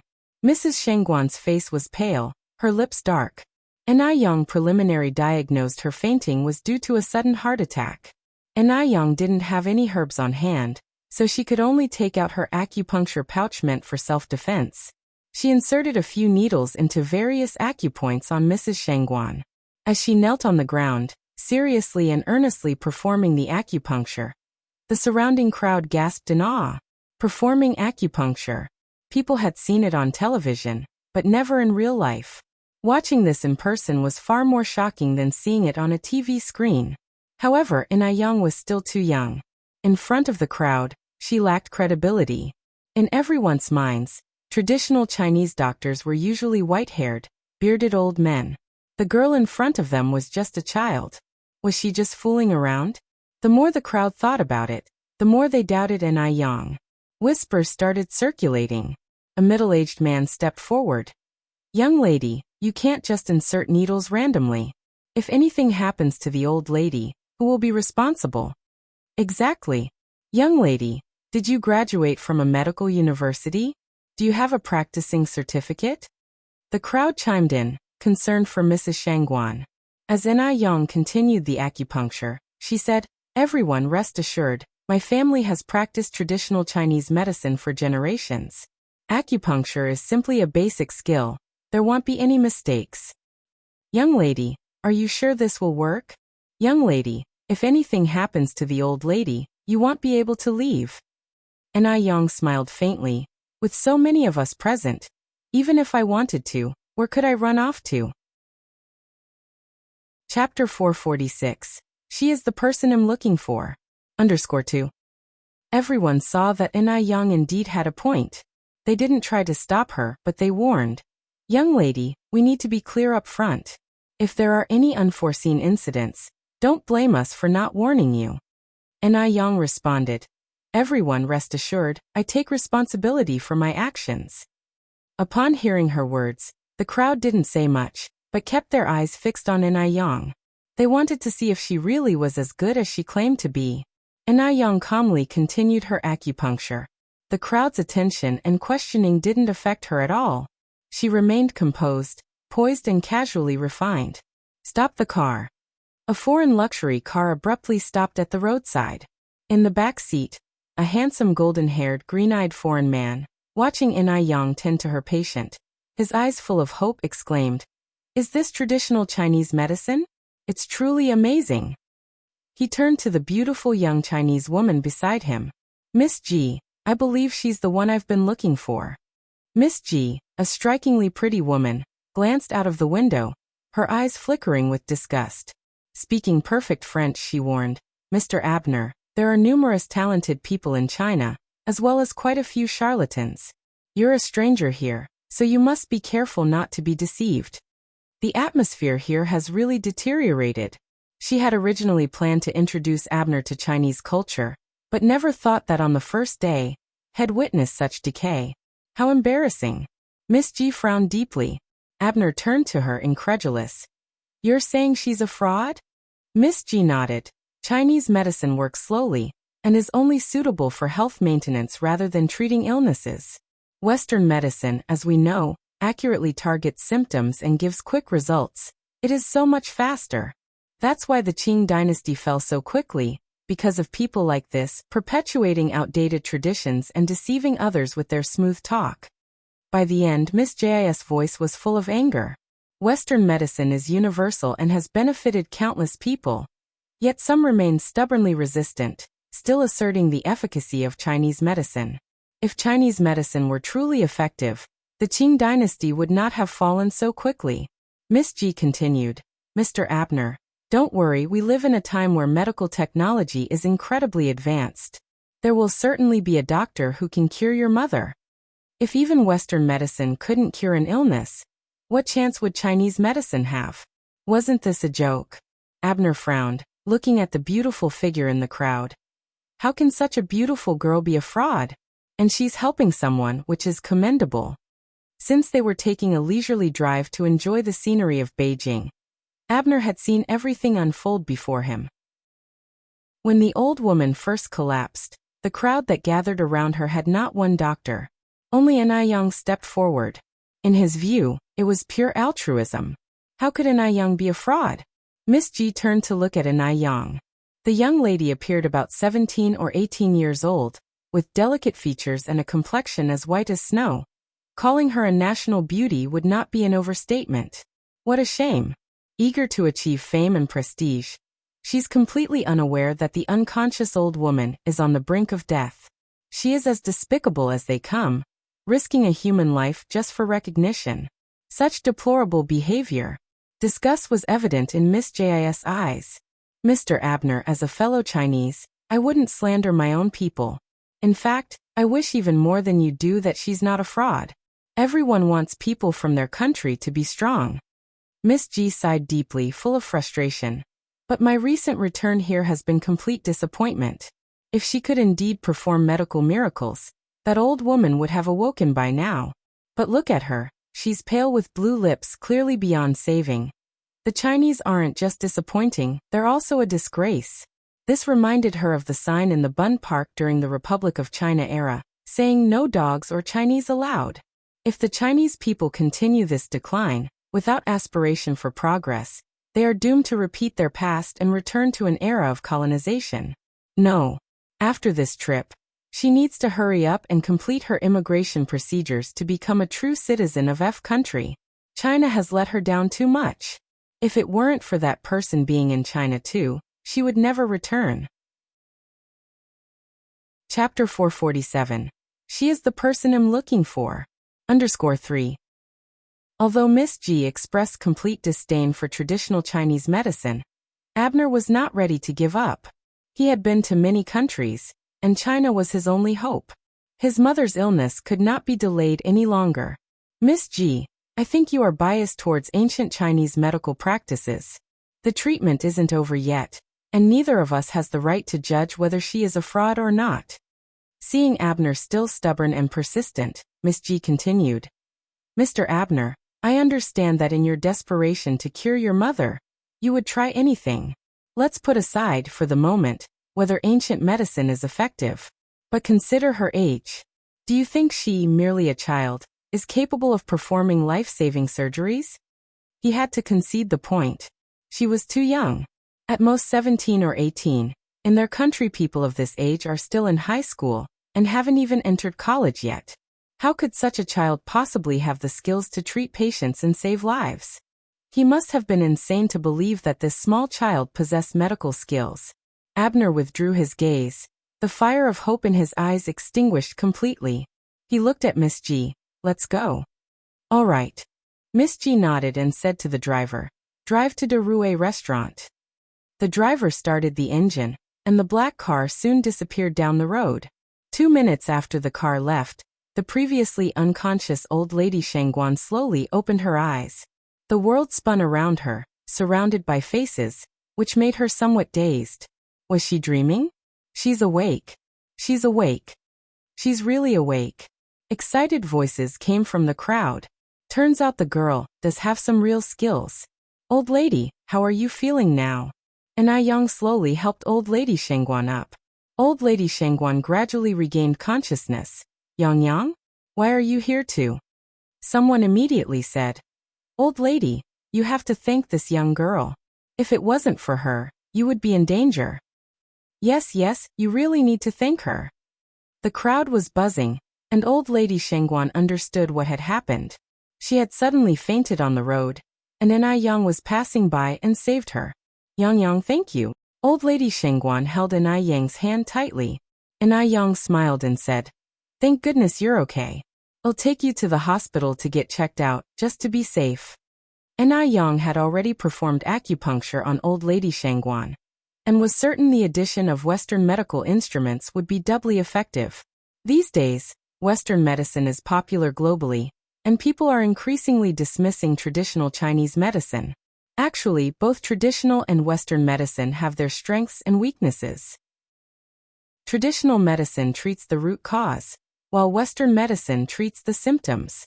Combining the two is the best way to benefit humanity. Okay. Old lady Shangguan nodded. I appreciate it, Yang. Yang gently smiled and added, by the way, where is Xiaoxi today? Old lady Shangguan replied, Xiaoxi had something to do today, so he didn't come with me. Oh, Yang nodded. The hospital was not far from here. Yang helped old lady Shangguan, and they arrived at the hospital in no time. No matter the era, hospitals are always crowded. While Yang was registering for a number, old lady Shangguan found a public phone booth on the first floor and made a call. Yang successfully registered and helped old lady Shangguan to the cardiology department. On their way up, she unexpectedly saw a familiar figure in the first-floor lobby. Was that Li Xianxian? Yang squinted. What was she doing at the hospital? And the direction Li Xianxian was heading towards seemed to be the gynecology and obstetrics department. The gynecology and obstetrics department. Could it be that Li Xianxian was pregnant? Yang smirked slightly. This was interesting. In a short while, Shang Guansu appeared in the cardiology department. He ran over, sweat splotches appearing on his forehead, even dampening the tips of his hair. Grandma, are you okay? I'm fine, thanks to Yang. Otherwise, it would have been a real disaster. Old lady Shangguan said with a beaming smile. Where is Miss Anai? Shangguan Su looked around but didn't see Anai Yang's figure. Old lady Shangguan replied. Yang went to get my report. Oh, Shangguan Su nodded. While Anai Yang was fetching the report for old lady Shangguan, she also managed to make a trip to the second-floor gynecology and obstetrics department. Over there, she saw Li Xianxian sitting on a blue plastic chair with her queue number. Considering Li Xianxian's current condition, she was very likely to be pregnant. Could the baby be Baichuan's? If Li Xianxian was really pregnant with Baichuan's child, would she still deliberately break up with him and still be entangled with Li Ting? Chapter 448. She is the person I'm looking for. _4. Na-young squinted her eyes and didn't stay on the second floor for too long, quickly returning to the third floor instead. Shangguan-su was accompanying old lady Shangguan. When he saw Na-young approaching, he promptly came forward and said, "Miss I can't thank you enough for today. If it weren't for you, my grandmother's life might have been in danger." "It was nothing, no need to mention it." Na-young handed the report to Shangguan-su. "Since you're here now, I'll be on my way." Shangguan-su continued, "You're leaving so soon? Why not join us for a meal?" Old lady Shangguan chimed in. "Xiaoxiu is right, Yang. You did us a huge favor. It would be improper if you left without having a meal." Na-young replied with a smile. "You're being too kind, but I need to attend to a few things at my shop. Goodbye, old lady Shangguan, Mr. Shangguan." With these words, Na-young turned and walked away. Watching Na-young's receding figure, old lady Shangguan remarked, "Yang is really a good child." Shangguan-su watched Na-young's retreating figure in silence. Outside, the sun was bright and slightly scorching. As Na-young walked out of the hospital, she unconsciously raised her hand to shield her forehead from the sun, allowing a sliver of light to penetrate through her fingers, casting a faint shadow on her curled eyelashes. "Miss wait a moment." A gentle male voice sounded behind her. Na-young slightly turned her head. A wisp of hair swept past her lips. Under the sunlight, her clear and sparkling peach blossom eyes were utterly captivating. This was the charm of a woman's graceful turn and enchanting smile. Shangguan-su was briefly stunned. He approached Na-young and handed her a 100 yuan note. "I forgot to give you the fee for the medicine and registration." Na-young reached out to accept it, smiling. "Actually, you didn't have to bother coming all the way here. Old lady Shangguan and I meet often." Shangguan-su said, "My grandmother has poor memory and feared she might forget, which is why she asked me to deliver this to you." Na-young flashed a small smile. "It's just a small amount of money. It wouldn't matter even if she forgot." "How could that be?" Shangguan-su continued. "You've already helped my grandmother so much. It's only proper to compensate you for the medical expenses. By the way, did you come on foot? Could I offer you a ride home?" Na-young declined with a smile. "Thank you, but there's no need. My bike is parked not far from here." With his handsome features, distinguished background, and the prestigious position he held, few women would reject Shangguan-su. Yet Na-young was one of those rare few. Shangguan-su, who had planned to drive Na-young home, was taken aback. He hesitated for a moment before saying, "Okay, please be careful on your way." Na-young nodded slightly. "I will. Goodbye." "Goodbye." Shangguan-su waved at her before turning around to walk back into the hospital. When he returned alone, old lady Shangguan asked unhappily, "Why did you come back alone? Didn't I ask you to accompany Yang home?" Shangguan-su replied, "She came on her bicycle, so there was no need for me to send her." Old lady Shangguan shook her head in frustration. "You really?" This grandson of hers was beyond help. He didn't seize opportunities, even laid in front of him. No wonder he was still alone. Shangguan-su changed the subject. "By the way, where's Xiaoxi?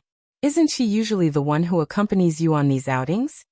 Old lady Shangguan replied, "Xiaoxi went to the mall with your father." "Xiaoxi went to the mall with Dad?"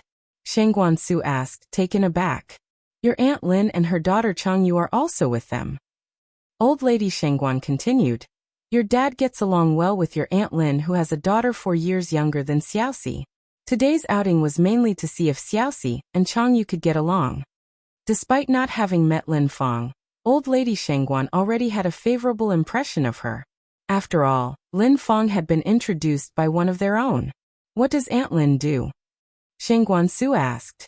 Old lady Shangguan replied, "She is in the education industry, a kindergarten teacher." Shangguan-su nodded. "She must have a lot of love to give." The Shangguan family was renowned, so even though they were considering a second marriage, they couldn't settle for someone mediocre. A profession like a teacher was ideal as it immediately gave the impression of an understanding and empathetic person. It also lent respectability. Old lady Shangguan continued, "She's also of good character. I've heard that after her ex-husband passed away years ago, she kept painstakingly looking after her paralyzed mother-in-law. She is a rare gem of a daughter-in-law. Chapter 449. She is the person I'm looking for. _5. A flash of surprise flickered in Shangguan's eyes. It is indeed a rare occurrence. I don't know how Xiaoxi is getting along with them. Madame Shangguan wasn't worried about this at all. Xiaoxi is very sensible. As long as Changyu does not object, this matter basically doesn't have any major problems. Speaking of which, Madame Shangguan went on to say, but how about you, Xiaoxiu? Changyu doesn't have a father anymore. If this matter really succeeds, Changyu will likely be living in our house in the future. Would you mind having an extra sister? Shangguan Su laughed. The more people at home the merrier. Of course I wouldn't mind. How old is he? Why would he mind such things? He isn't a child anymore. Madame Shangguan immediately asked. Then what if your dad were to have a child with Aunt Lin? Would you mind then? Although Shangguan Dehui was in his 40s, Lin Feng was only 38 years old. If she wanted to have a child, there would be no pressure to do so. The Shangguan family didn't worry about not having enough money to raise children. Moreover, in this remarried family, if they didn't have a common child, the relationship between the couple would be unstable. Shangguan Su laughed and said, Grandma, you don't need to worry about me. It mainly depends on what my dad thinks. All right. Madame Shangguan nodded. I understand your meaning. Gynecology and Obstetrics Department. Li Xianxian was sitting on a blue plastic chair in the hallway, her expression indecipherable. At this moment, her mind was filled with the doctor's words. You are pregnant. Yes, she was pregnant. Although she had been prepared, she was still heart-achingly excited. A child. She was having a child. She was having Mo Baichuan's child. As long as she had Mo Baichuan's child, she was not afraid of him discovering her secret. Li Xianxian gently touched her flat tummy, almost unable to believe that a small life was growing inside her. After a while, she stood up from the chair and headed towards the hospital exit. Even though she was overjoyed, she didn't show it. She just walked up to the public telephone booth and made a phone call. Today was the day that Lin Feng and her daughter Changyu were to go shopping at the mall together with Shangguan Dehui and his daughter Shangguan Shi. So Lin Feng and Changyu made a point to come early. For the meeting today, the mother and daughter had dressed up especially nice. Changyu put on a dress worth 58 yuan and a pair of real leather shoes. Normally, she could never bear to wear such a dress. But today was different.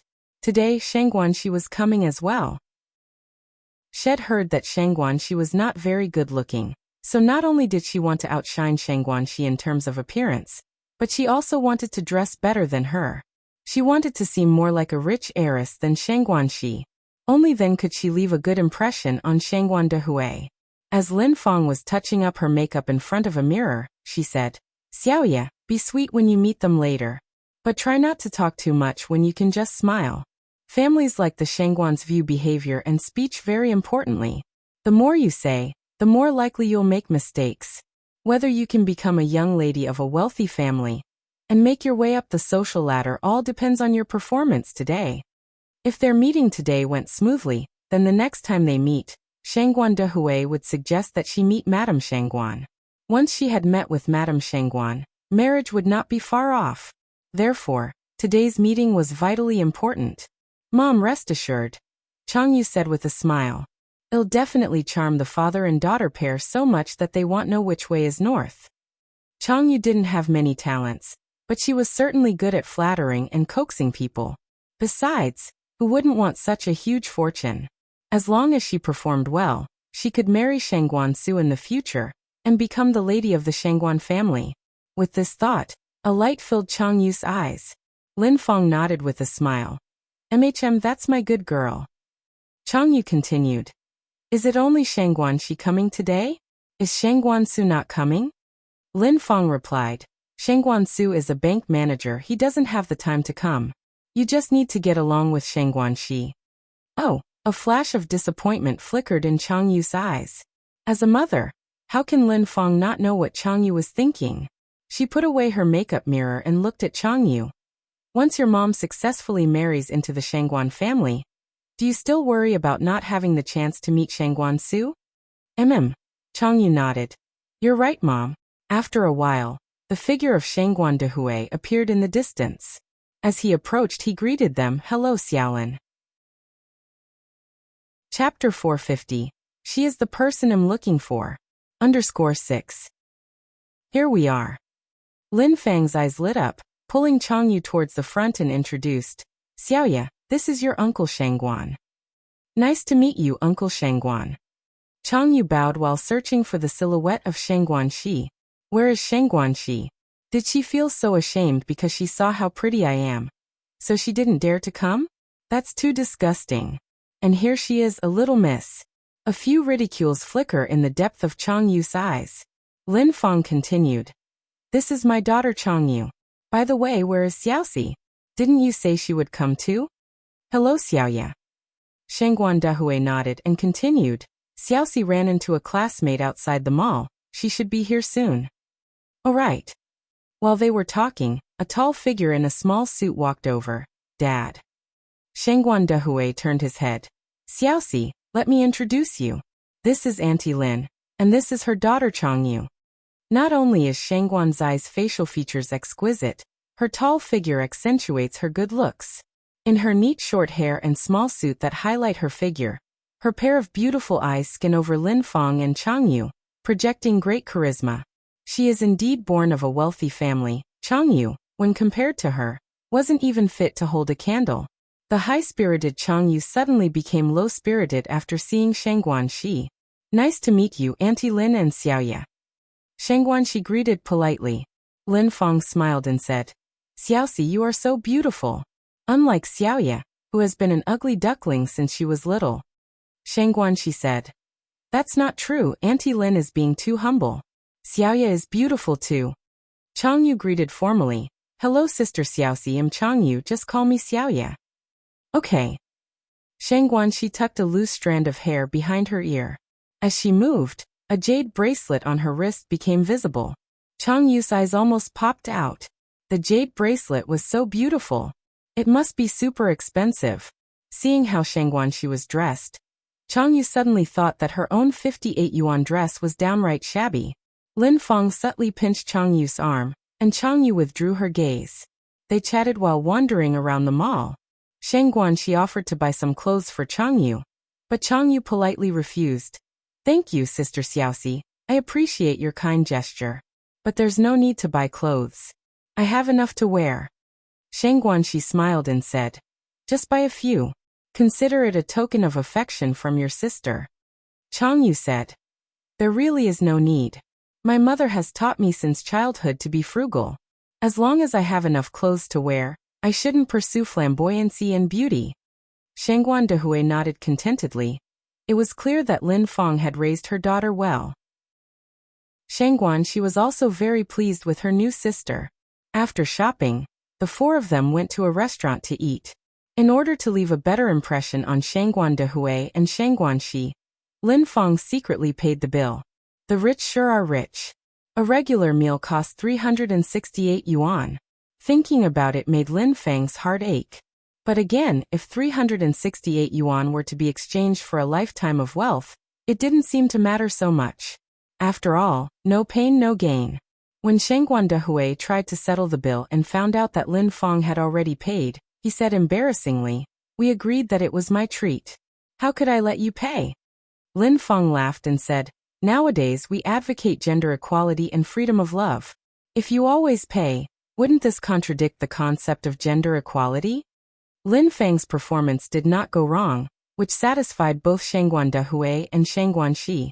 After the party broke up, Shangguan Shi asked straightforwardly, "Dad, when do you plan to marry Auntie Lin?" Shangguan Dehui was taken aback. Although he thought Lin Fang was a great candidate for a wife, he hadn't thought about when to get married, so this question surprised him. Perhaps some dreams and some people should really be forgotten. Shangguan Shi continued, "Auntie Lin is really a good person. You should seize this opportunity." Shangguan Dehui nodded. "I know." "So you still haven't decided when to get married?" Shangguan Shi asked again. Time flies. Her father has been alone for so many years, and now that he has finally met the right person, Shangguan Shi really doesn't want him to miss out again. Shangguan Dehui replied, Your grandma hasn't met Auntie Lin yet. We are not in a hurry for this, Shang Guanxi smiled and said. Don't worry, Grandma will definitely like Auntie Lin too. Shang Guandehui nodded. When I find the time, I will bring Auntie Lin home to meet your grandma. Yeah, Shang Guanxi held Shang Guandehui's arm. As long as you are certain. On this side, as soon as Shang Guandehui and Shang Guanxi left, Chang Yu couldn't wait to say, Mom, how did I do? Wasn't my performance great? Lin Feng smiled and said, Very good, it was fabulous. Chang Yu continued, Mom, did you see the clothes and jewelry on Shang Guanxi? When you marry into the Shangguan family, you can't play favorites.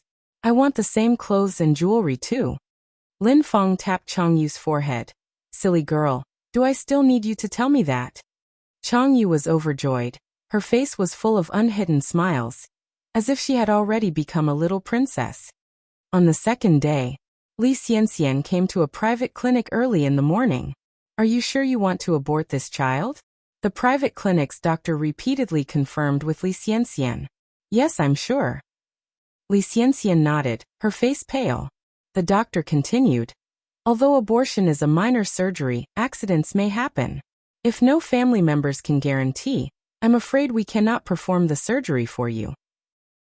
Li Xianxian said. I can be my own guarantor. That's not the way. The doctor shook his head. If an accident happens during the abortion procedure, it could cost both lives, and the doctor does not dare to take this risk. Unable to find a guarantor, Li Xianxian had no choice but to find Li Tingji. When Li Tingji received this call, he immediately turned to Mo Baichuan. Baichuan, has sister-in-law called you? You're talking about Li Xianxian? Mo Baichuan tuned to look at Li Tingji. Yes. Li Tingji nodded. Mo Baichuan continued. What happened to her? Chapter 451. The mantis stalks the cicada, unaware of the oriole behind. _1. Li Tingji looked at Mo Baichuan and continued, she's pregnant. These 4 short words made Mo Baichuan flabbergasted. There was a strange silence in the air. After a while, Mo Baichuan finally raised his head. What did you say? Li Tingji said word by word. Your sister-in-law, she's pregnant. Li Xianxian is pregnant? Mo Baichuan could hardly believe his own ears. He was the one who took Li Xianxian's innocence, therefore, it was clear who the father of the child was. How could this happen? He thought that he and Li Xianxian would become strangers, but unexpectedly, Li Xianxian was actually pregnant. No wonder Li Xianxian insisted on breaking up with him. So she was holding this card all along. Mo Baichuan's expression became especially ugly. What does she want to do now? Wants me to marry her? Mo Baichuan looked at Li Tingji, with blatant scorn in his eyes. Li Tingji frowned. Baichuan, what do you mean by this? Mo Baichuan's face turned icy. From the very beginning, was all of this a scheme by Li Xianxian? Li Tingji exploded in anger. Mo Baichuan, do you still have a conscience?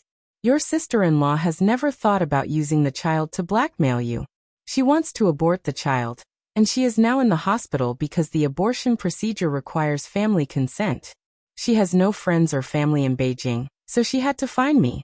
I was going to ask if you still wanted this child, because this is your first child. But now it seems that you are just heartless and ungrateful. Li Xianxian had given up so much for Mo Baichuan, but in return, she only received suspicion from him. Was it worth it? She wants to abort the child? Mo Baichuan squinted his eyes. The child is the only trump card Li Xianxian holds. Would she really want to abort it? Li Tingji tried to calm down, then continued. Baichuan, I haven't known your sister-in-law for a long time, but I know that she is a really good girl. The child was an accident. If she really wanted to use the child to blackmail you, she wouldn't be in the hospital, but she would go to your family, your grandparents. This would be their first great-grandchild. Do you think they would neglect her? But she didn't want to cause you any more trouble. She just wanted to silently abort the child. She didn't even have any family member around who could sign the consent forms, and yet she still had no complaints. But what about you? Instead of understanding her, you question her. Are you being fair to her? Mo Baichuan remained silent. He was now unsure whether or not Li Xianxian was putting on an act. Li Tingji no longer wasted words with Mo Baichuan and continued.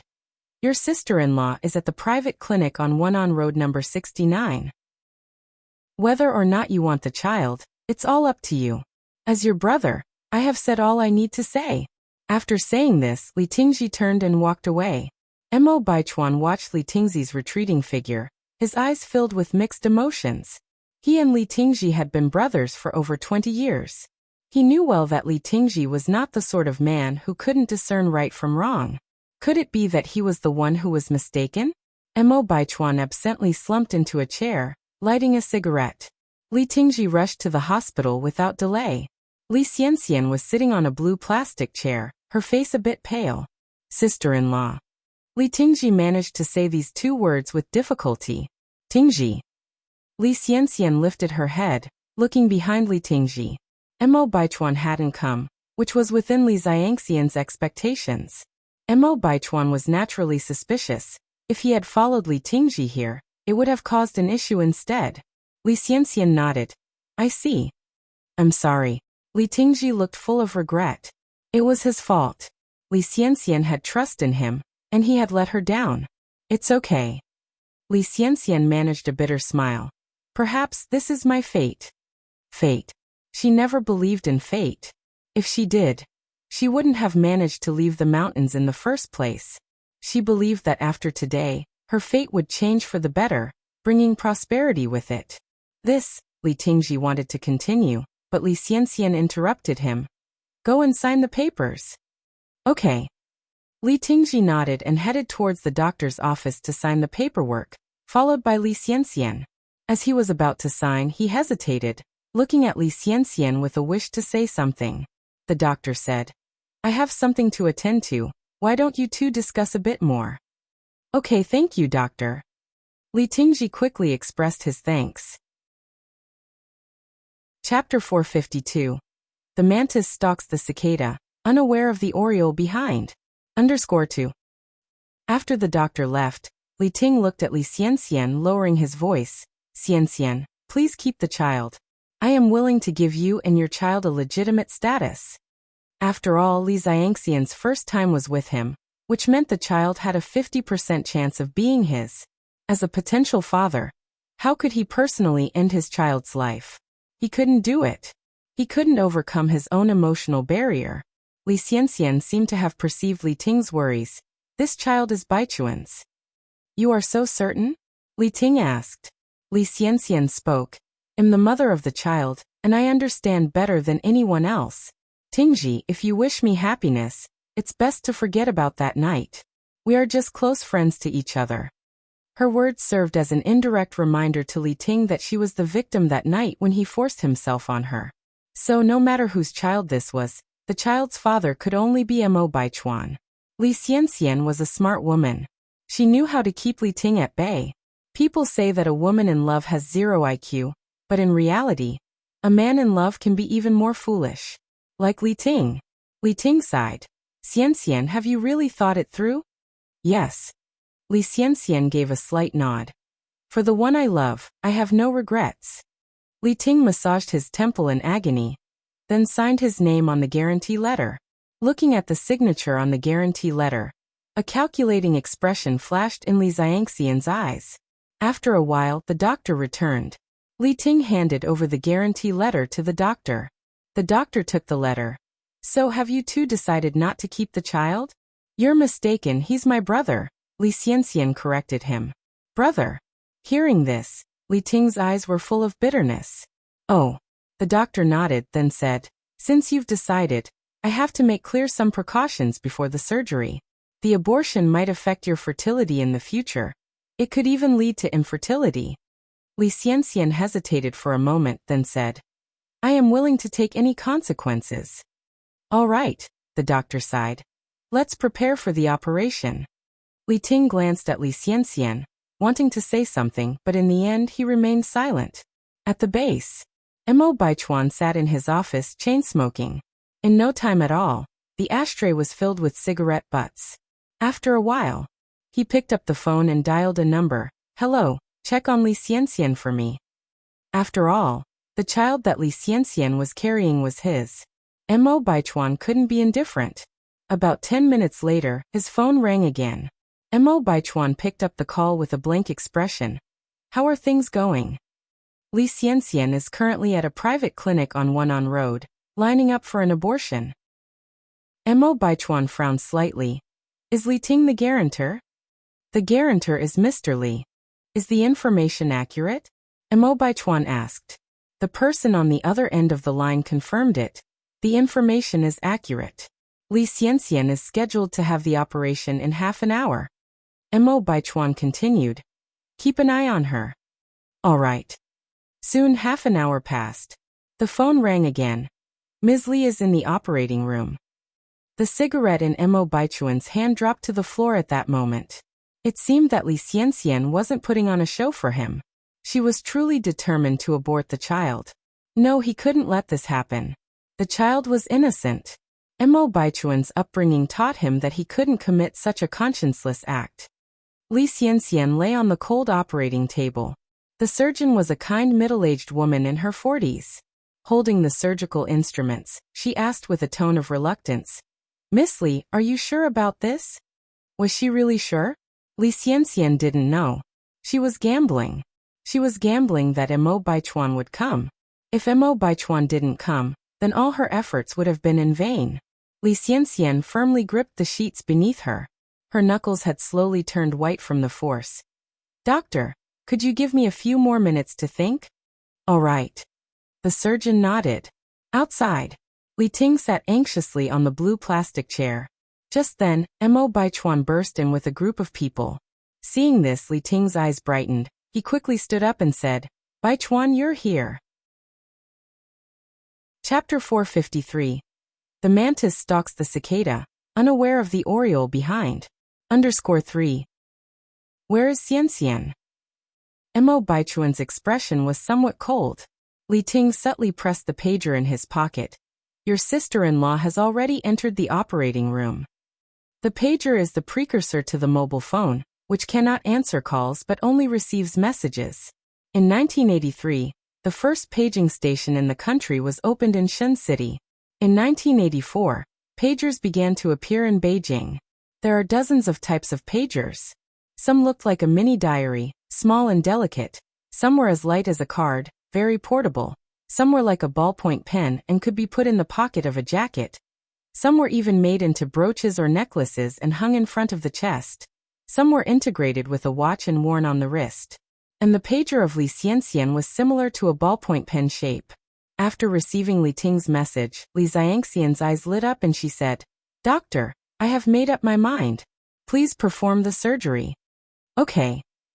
The surgeon picked up the anesthetic injection.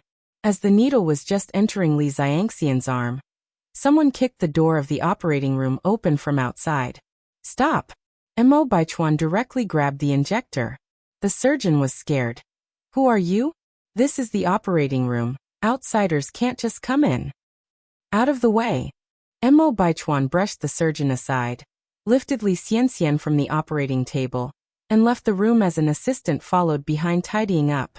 Mo Baichuan then took Li Xianxian to a reputable hospital. Dr. Xiaolin, around his mid-20s, was a friend of Mo Baichuan.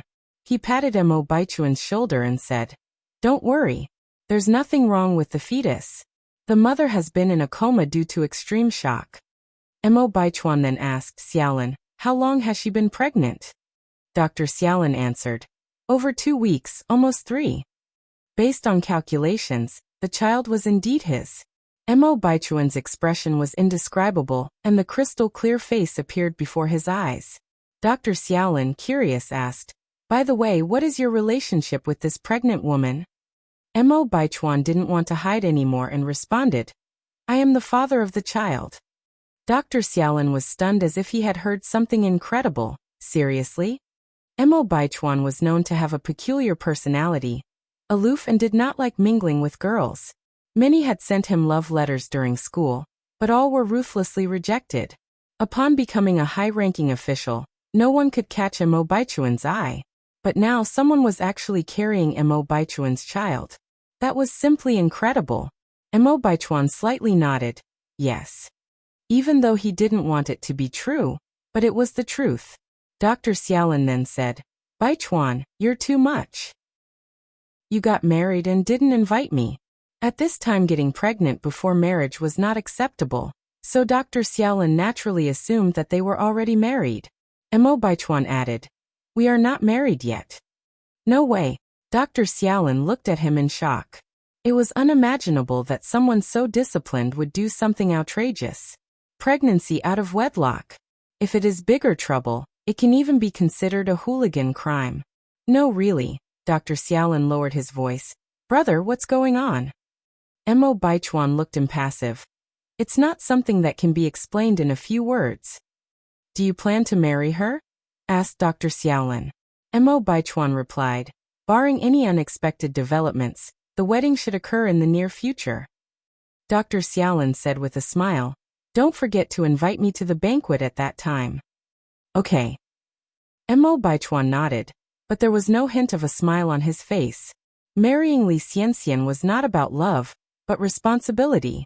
The two men chatted as they went outside, oblivious to the fact that Li Xianxian, who should have been unconscious, was now wide awake and filled with a triumphant expression. Had she finally waited for this day? Li Xianxian's hand quietly touched her abdomen. Child, you must make me proud. When Mo Baichuan reappeared in the ward, Li Xianxian was already awake. When she saw Mo Baichuan, she looked surprised and said, Why are you here? She portrayed herself as if she had no clue about anything. If the Oscars were hosting at this moment, Li Xianxian would surely win an award. Mo Baichuan looked at Li Xianxian and said without expression, Li Xianxian, let's get married. Chapter 454. The mantis stalks the cicada, unaware of the oriole behind. _4. Marriage. Li Xianxian furrowed her brows slightly. You already know about it? Yes. Mo Baichuan nodded. We have broken up already. The child inside me has nothing to do with you. I don't need you to be responsible. Please leave. Li Xianxian turned her face away, refusing to look at Mo Baichuan. Apparently, he had misjudged Li Xianxian. Guilt clouded Mo Baichuan's face. I've made my decision. We are getting married. I disagree. Li Xianxian bit her lip and continued. Baichuan, you are still young with a prosperous future up ahead. I don't want to trap you with this child. Please leave. I will not marry you. Li Xianxian knew Mo Baichuan too well. She knew what to do to make Mo Baichuan feel even more guilty. If she acted too dramatically at this point, Mo Baichuan would definitely be suspicious. If she flatly refused, Mo Baichuan would also grow suspicious. Therefore, Li Xianxian had to refuse this from the perspective of considering Mo Baichuan's best interest. No man would question a woman who wholeheartedly treated him well, especially a person as suspicious as Mo Baichuan. It's just a child. It won't affect my future. Mo Baichuan responded indifferently. Li Xianxian continued. I have made up my mind. I am going to abort the child. Baichuan, I can't drag you down because of my selfish love. There aren't many people like Li Xianxian who so selflessly think of the person they love. People eventually have to get married anyway. It's better to choose a virtuous woman like Li Xianxian. These words from Li Xianxian further confirmed Mo Baichuan's desire to marry her. Xianxian, don't worry. I will take responsibility for you and the child. I will give you a complete home in the future. Mo Baichuan held Li Xianxian's hand emotionally. Li Xianxian was extremely excited inside, but showed hesitation on her face. But Mo Baichuan interrupted her directly. No buts. I will call my parents and notify them. By my calculations, they should arrive in Beijing no later than the day after tomorrow. Then I'll take you to meet them. Li Xianxian looked at Mo Baichuan. Baichuan, are you really not going to regret it? I want. Mo Baichuan shook his head. Although Mo Baichuan said he wouldn't regret it, the image of a woman with beautifully painted features appeared once again before his eyes. Yang. If Yang found out about this, she would be heartbroken and might even take drastic actions. But nobody could be blamed for this. He had given Yang opportunities before. It was her who didn't cherish them. Now it would be useless for Yang to regret. Xiaozhou informed Yang of Li Xianxian's pregnancy as soon as he found out. and Young raised her eyebrows slightly. Is the child Mo Baichuan's?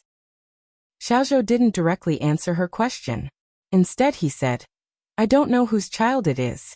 But Mo Baichuan believes it to be his, and is even considering marrying Li Xianxian. Is that so? And Yang smiled faintly. By the way, Yang, we also bought these pictures from a photography enthusiast. Xiaozhou handed a stack of pictures to Yang. Yang took them and flipped through them one by one. The corner of her mouth curled up faintly. I'll take all of these pictures. How much are they? Xiaozhou chuckled. These pictures are not expensive. And didn't you already pay me before? Yang took out 200 yuan and placed it on the table. Last time was last time, this time is this time. Li Xianxian is getting married. As her sixth aunt, she should prepare a generous gift, of course. She would definitely give Li Xianxian a big surprise on their wedding day. However, Xiaozhou refused. It's only a small favor. You really don't need to be so formal with me, Yang. Yang wasn't the type to take advantage. Laughing, she said, Xiaozhou, just take it. I have something else to ask you for. If you don't accept this, I won't have the heart to ask. Upon hearing this, Xiaozhou had to accept. What else do you need, Yang? Just say it. Yang continued. Can you get the Zheng family's contact information from your side? Xiaozhou thought for a while, then said, Do you mean the Zheng family that's on good terms with the Mo family? Yang nodded. Yes. Xiaozhou said, That's easy. After a pause, he continued. Did you know that the Zheng family lost a daughter a long time ago? I'm not sure if they found her. The Zheng family lost a daughter? Yang was surprised. Xiaozhou continued. Actually, Zheng Lingling is not the biological daughter of the old Mrs. Zheng. The old Mrs. Zheng's real daughter went missing more than 30 years ago. As it turns out, Zheng Lingling was her sister's daughter. After her sister's family suffered an unexpected tragedy, she entrusted Zheng Lingling to Mrs. Zheng, coincidentally around the same time that Mrs. Zheng's own daughter went missing. Chapter 455. The mantis stalks the cicada, unaware of the oriole behind. _5. Xiaozhou, after all, is a detective, and he has a clear understanding of these matters. Ordinary people can't afford a detective. To do business with the rich, he naturally has to familiarize himself with the details of every high-ranking official and nobleman in Sijio City. Yan was surprised to hear that Zheng Xianjing is not the biological granddaughter of old Madame Zheng. The Mo family exploded at the news of Li Xianxian's pregnancy. In theory, it should be a joyous occasion for Mo Baichuan, who's already in his prime, to have a child. After all, old Master Mo and old Madame Mo are hoping to hold their great-grandchild. However, the problem lies in the fact that the woman got pregnant before marriage, and that woman happens to be Li Xianxian. In the past, the Mo family was quite satisfied with Li Xianxian as a potential daughter-in-law, but lately, her behavior has been a disappointment to them. Additionally, Mo Baichuan's parents aren't fond of Li Xianxian. Now that the deed has been done, the Mo family, being the traditional one it is, deeming their reputation and discipline highly, they can't possibly leave the pregnant Li Xianxian unattended, nor could they ever do anything that would risk a life. Mo Rongping and Xiao Jiao rushed to Beijing overnight. Mo Rongping was always a compassionate father, but he looked somewhat unhappy that day. In front of the entire Mo family, he made Mo Baichuan kneel. Mo Baichuan knelt down on the spot. Mo Rongping cried out in anger. Mo Baichuan, I've taught you since you were young that a man should stand tall and be responsible. But look at what you've done. You've completely disgraced the Mo family. Mo Baichuan kept his back straight. Dad, I know I was wrong. I will take responsibility for Li Xianxian. Where are the family rules? Bring them here. The butler immediately brought a whip. The older generation of the Mo family were all veterans, and they wouldn't hold back when it comes to discipline. With one whip, Mo Baichuan's back tore open with blood pouring out. Mo Rongping was not the least bit distressed, and dealt 3 vicious blows. Although old Madame Mo and old Master Mo pitied him, they could not intervene.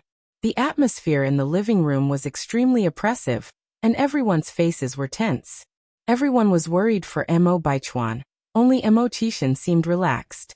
He lounged on the couch, eating sweet grapes, and watched the spectacle unfold almost like a spectacle. He thought to himself, this nephew of his was bound to be killed by his own stupidity one day. As Mo Rongping went to deliver the fourth blow, Xiao Jiao grabbed the whip. What's done is done, hitting him now won't help anything. Old Madame Mo chimed in. Xiao Jiao is right, Rongping. Even if you beat Baichuan to death now, it wouldn't change the situation. We should discuss when to hold the wedding. Regardless, the child in Xiangxian's belly is the first heir of our Mo family. In wealthy households like theirs, the first child always holds significant meaning. Mo Rongping sighed deeply, dropped the whip at hand and continued. How can we decide this matter unilaterally? We should invite the girl's parents to discuss together. Mo Rongping was not the type of person who disregarded proper etiquette. Old Madame Mo added. You don't have to worry about that. Xianxian is an orphan without any family. Let Baichuan bring Xianxian here tomorrow. Mo Rongping nodded. That should be fine. Xiao Jiao said. Now that she's pregnant, we cannot delay the wedding. The sooner the better, otherwise when she starts to show, others will laugh at our Mo family for lacking discipline and decorum. Originally, Xiao Jiao didn't like Li Xianxian. She thought Li Xianxian was too vain and not a good match for Mo Baichuan. But now, even if she was dissatisfied, she had no choice but to accept it.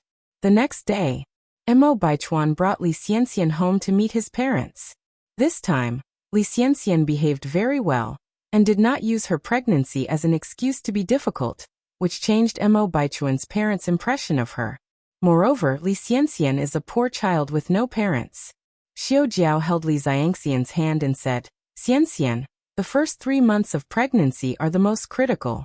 You must take care of your health, avoid catching a cold or taking medications, avoid getting angry, maintain a happy mood, and also be careful with your diet.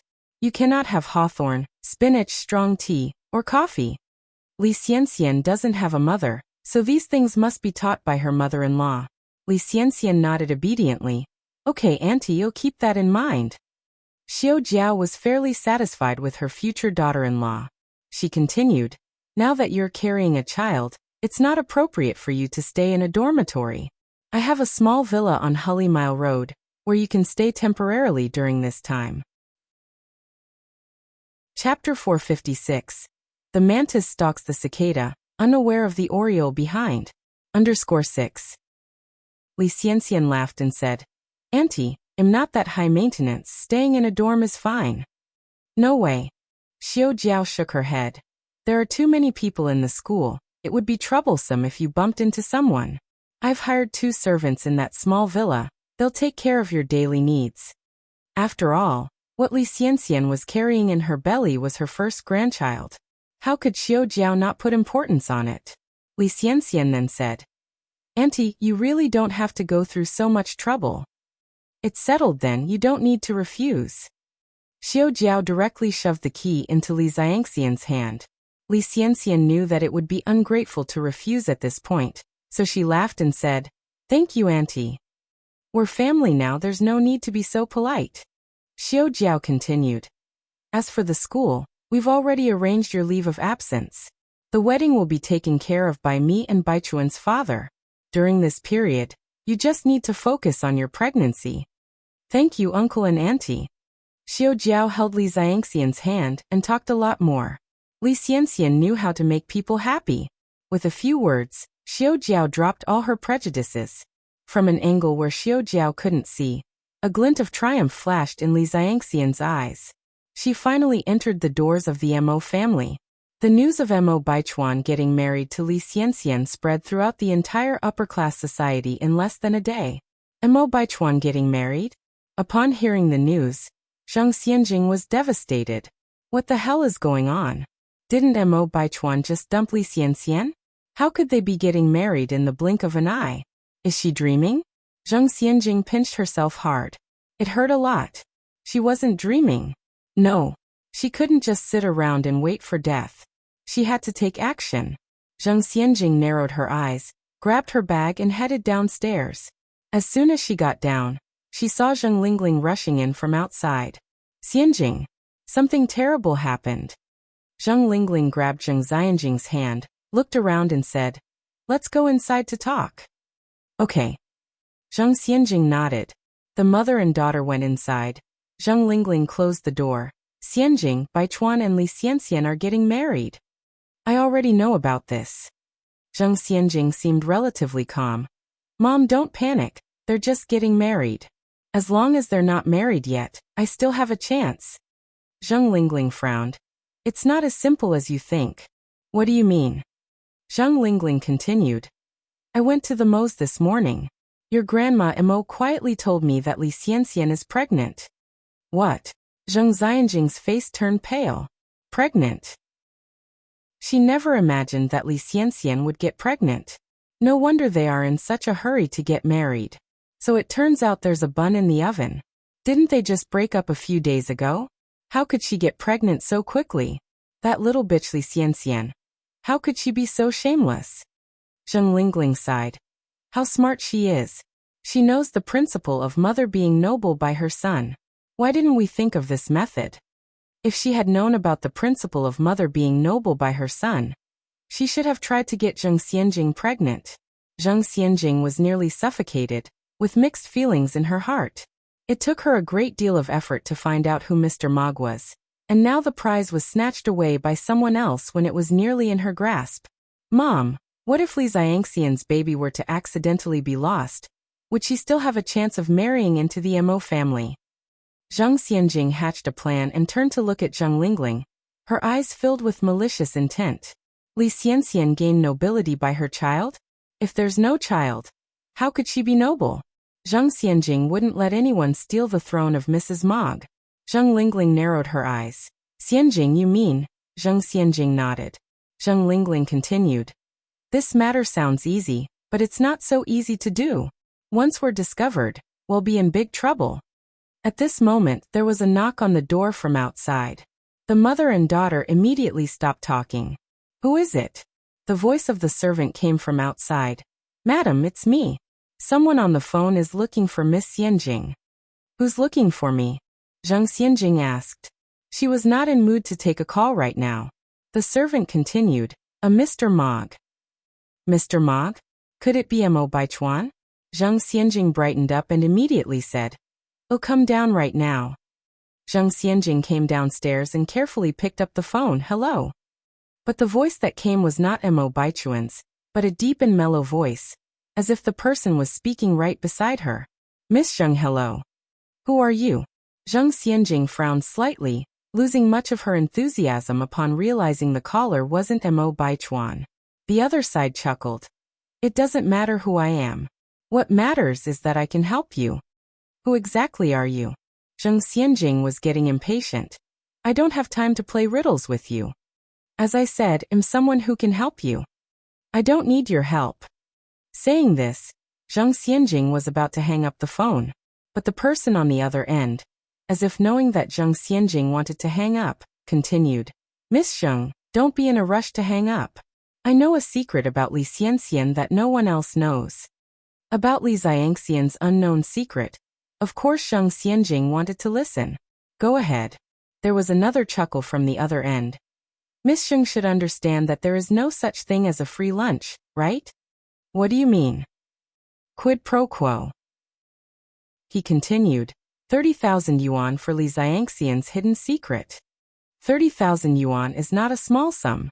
Currently, the financial power was still in the hands of old lady Zhang. It would not be easy for Zhang Xianjing to get the money. Zhang Xianjing remained silent, her eyes thoughtful. The person on the other end of the phone continued. Strike the snake at its weakest point. This secret is Li Xiangxian's weak point. Miss Zhang, don't you want to take a gamble? Or do you want to just watch Li Xianxian marry Mo Baichuan? Regardless of whether the secret was Li Xiangxian's weak point or not, the mysterious man's words successfully hit Zhang Xianjing's weak point. She absolutely could not let Li Xianxian steal Mo Baichuan away. Who are you exactly? Zhang Xianjing narrowed her eyes. Why should I believe you? Chapter 457. Zhang Xianjing took the bait, making money to support our Mr. Mo's family. _1. Zhang Xianjing was not a fool. She could not just believe in the authenticity of this man's words based on one phone call. What if he was a scammer? 30,000 yuan was not a small sum. She was the honorable young lady of the Zheng family. If word got out that she had been scammed, what face would she have to show in her circle? Miss Zheng doesn't believe me? I don't even know who you are. How do you expect me to believe you? Zheng Xianjing retorted. The man chuckled. The chance to overthrow Li Xianxian only comes once. Whether or not you can seize this opportunity is up to Miss Zheng. He added, my surname is Mo. If Miss Zheng trusts me, please send 30,000 yuan to Qingyi Detective Agency within 10 days. With that, he abruptly hung up the phone. Zheng Xianjing looked at the disconnected call, looking confused. She quickly dialed back, only to find the line was busy. Xianjing, who is that on the phone? Zheng Lingling came down from upstairs. Just a casual friend. Zheng Xianjing calmly replied, scanning the surroundings, then continued, Mom. Boo.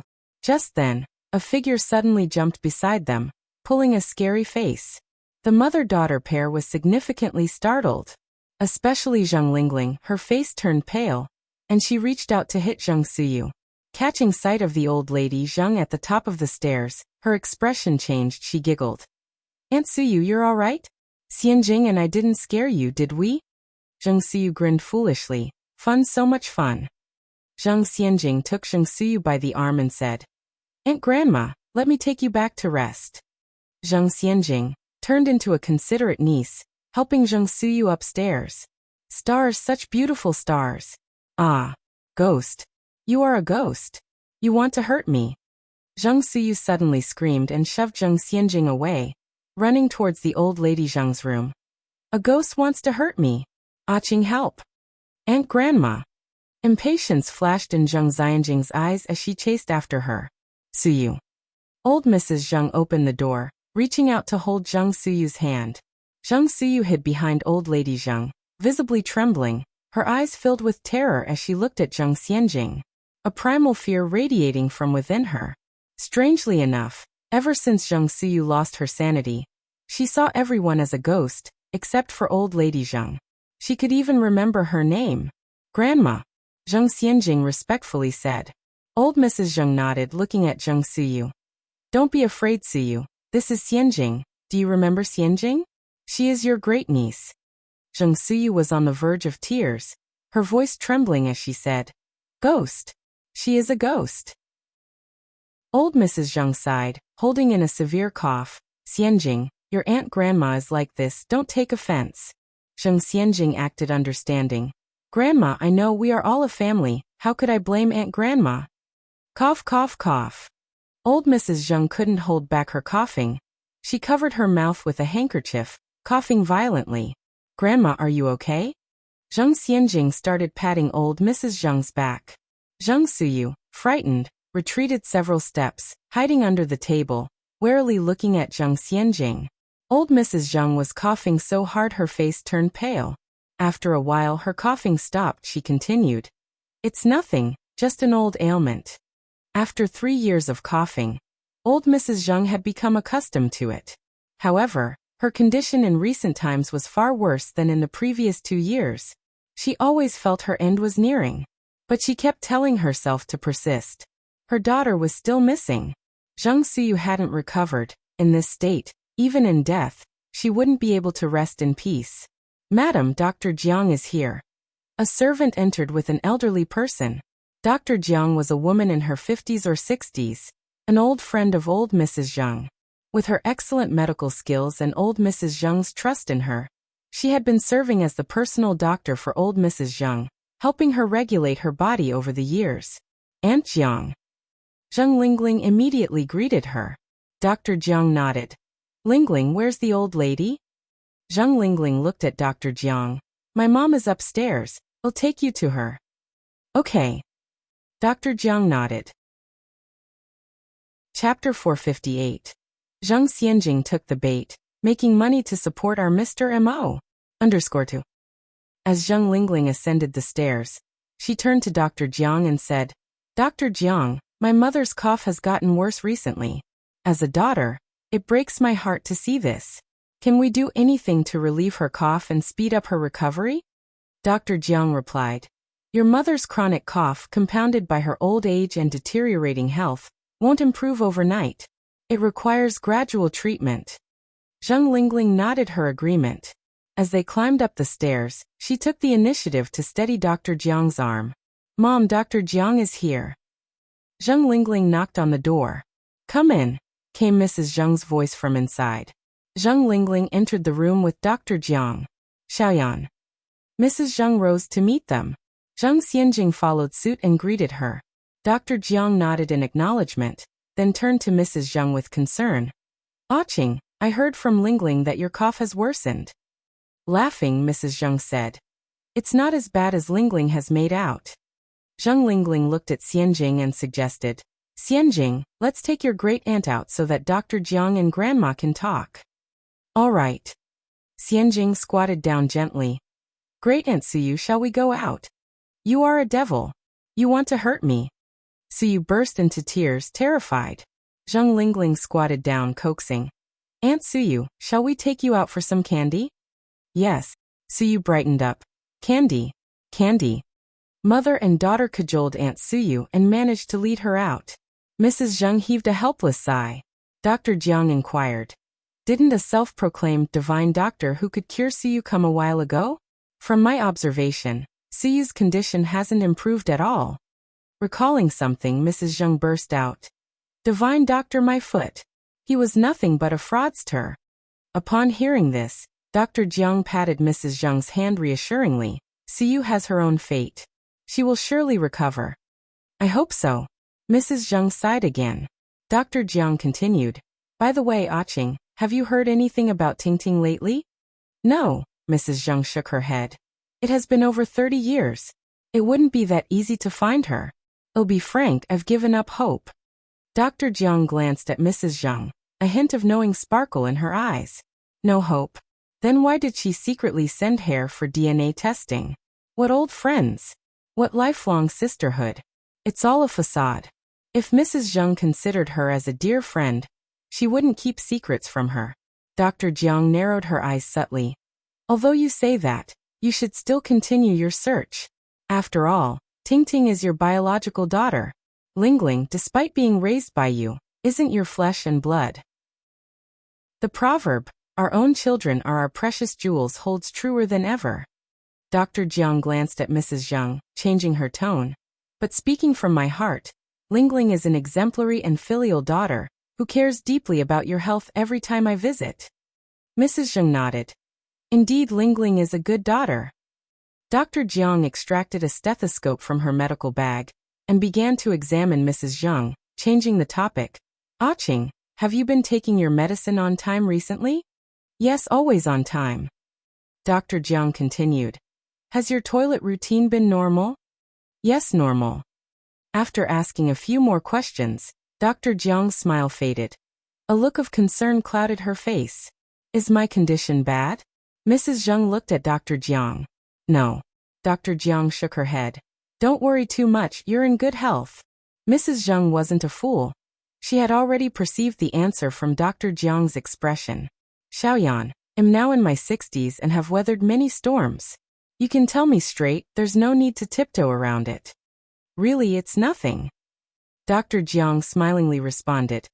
Qing, you worry too much.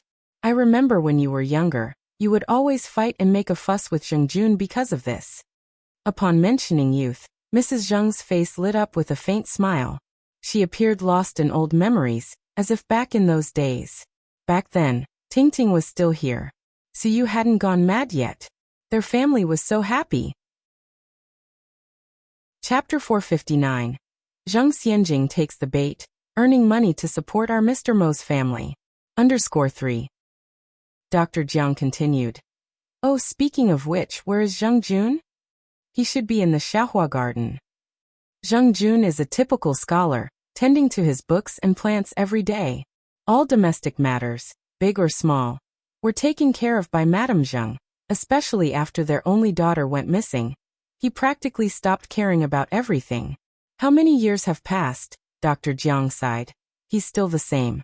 You've broken your heart for this family while he behaves as if nothing's wrong. If not for Madame Zheng, the family would have fallen apart long ago.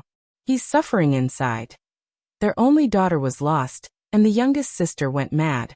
No one knows the agony Zheng Jun suffers beneath his placid facade. He's suffering?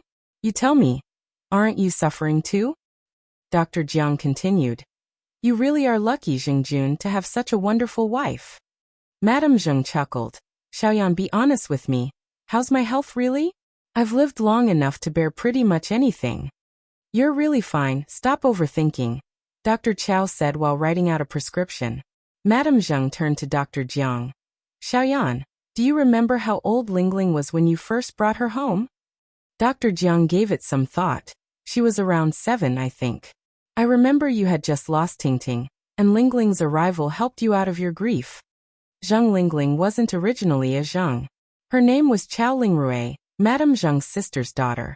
A plane crash took away both of Lingling's parents. The disaster came so suddenly that Madame Zheng didn't even have time to bid her sister and brother-in-law one last goodbye. Not even their remains were found. Fortunately, Zheng Lingling wasn't on that plane. After the disaster, Dr. Jiang crossed half the Pacific to bring Lingling to Madame Zheng's side. Both of them, one lost her parents, and the other lost her only daughter.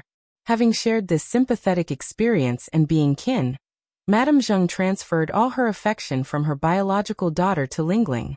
She would welcome others with a smile in the day, like nothing was wrong, and would only sob in silence when the night was deep and still. Yes, Madame Zheng looked out the window, an indescribable look in her eyes. It's been 33 years in the blink of an eye. Lingling has grown up, and Xianjing is now 19. I don't have any more reservations. Qing, you need to continue searching for Tingting. Dr. Jiang patted Madame Zheng's hand. Well, let fate decide. Dr. Jiang continued. Qing, at least you're better off than me, you have a daughter. Even though Lingling isn't blood-related, she's so devoted. What about me? I fear when I die no one will even know, just like Ms. Zhang. Ms. Zhang is a renowned figure in their circle. She was very modern and romantic in her youth, pursuing the spiritual world. She never married and died at 55 from a sudden heart attack. She fell into a coma in her villa, and because there were no relatives or friends nearby, she wasn't rescued in time, resulting in her death. Her death was only discovered a week later, when the smell of her body started to permeate. Older people without family or children tend to overthink and live in constant fear. That won't happen. Madame Zheng comforted Dr. Jiang and patted her hand.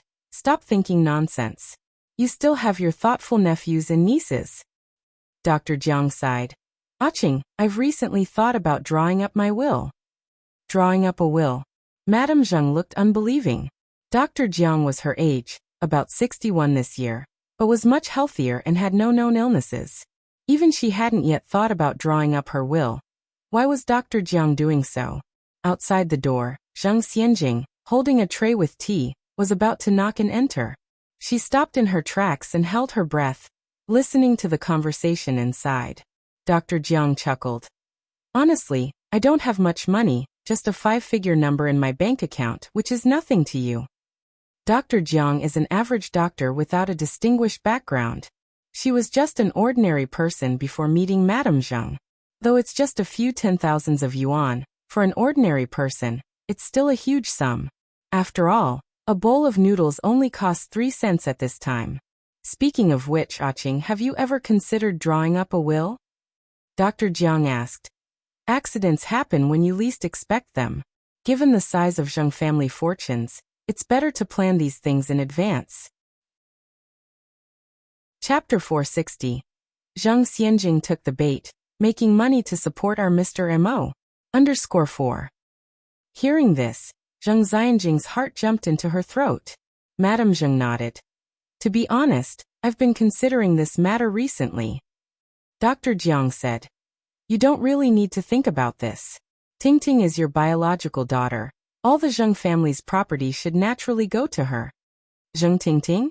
A cold light flashed in Zheng Xianjing's eyes. This Dr. Jiang was certainly a troublemaker. Zheng Tingting had been dead for hundreds of years. Why mention her now? Madame Zheng laughed. Lingling is also my daughter. I can't leave all the property to just Tingting. I've decided, if we find Tingting, I'll split the wealth equally. Half for Tingting and half for Lingling. They're both my daughters, I want favor one over the other. Madame Zheng was a good mother.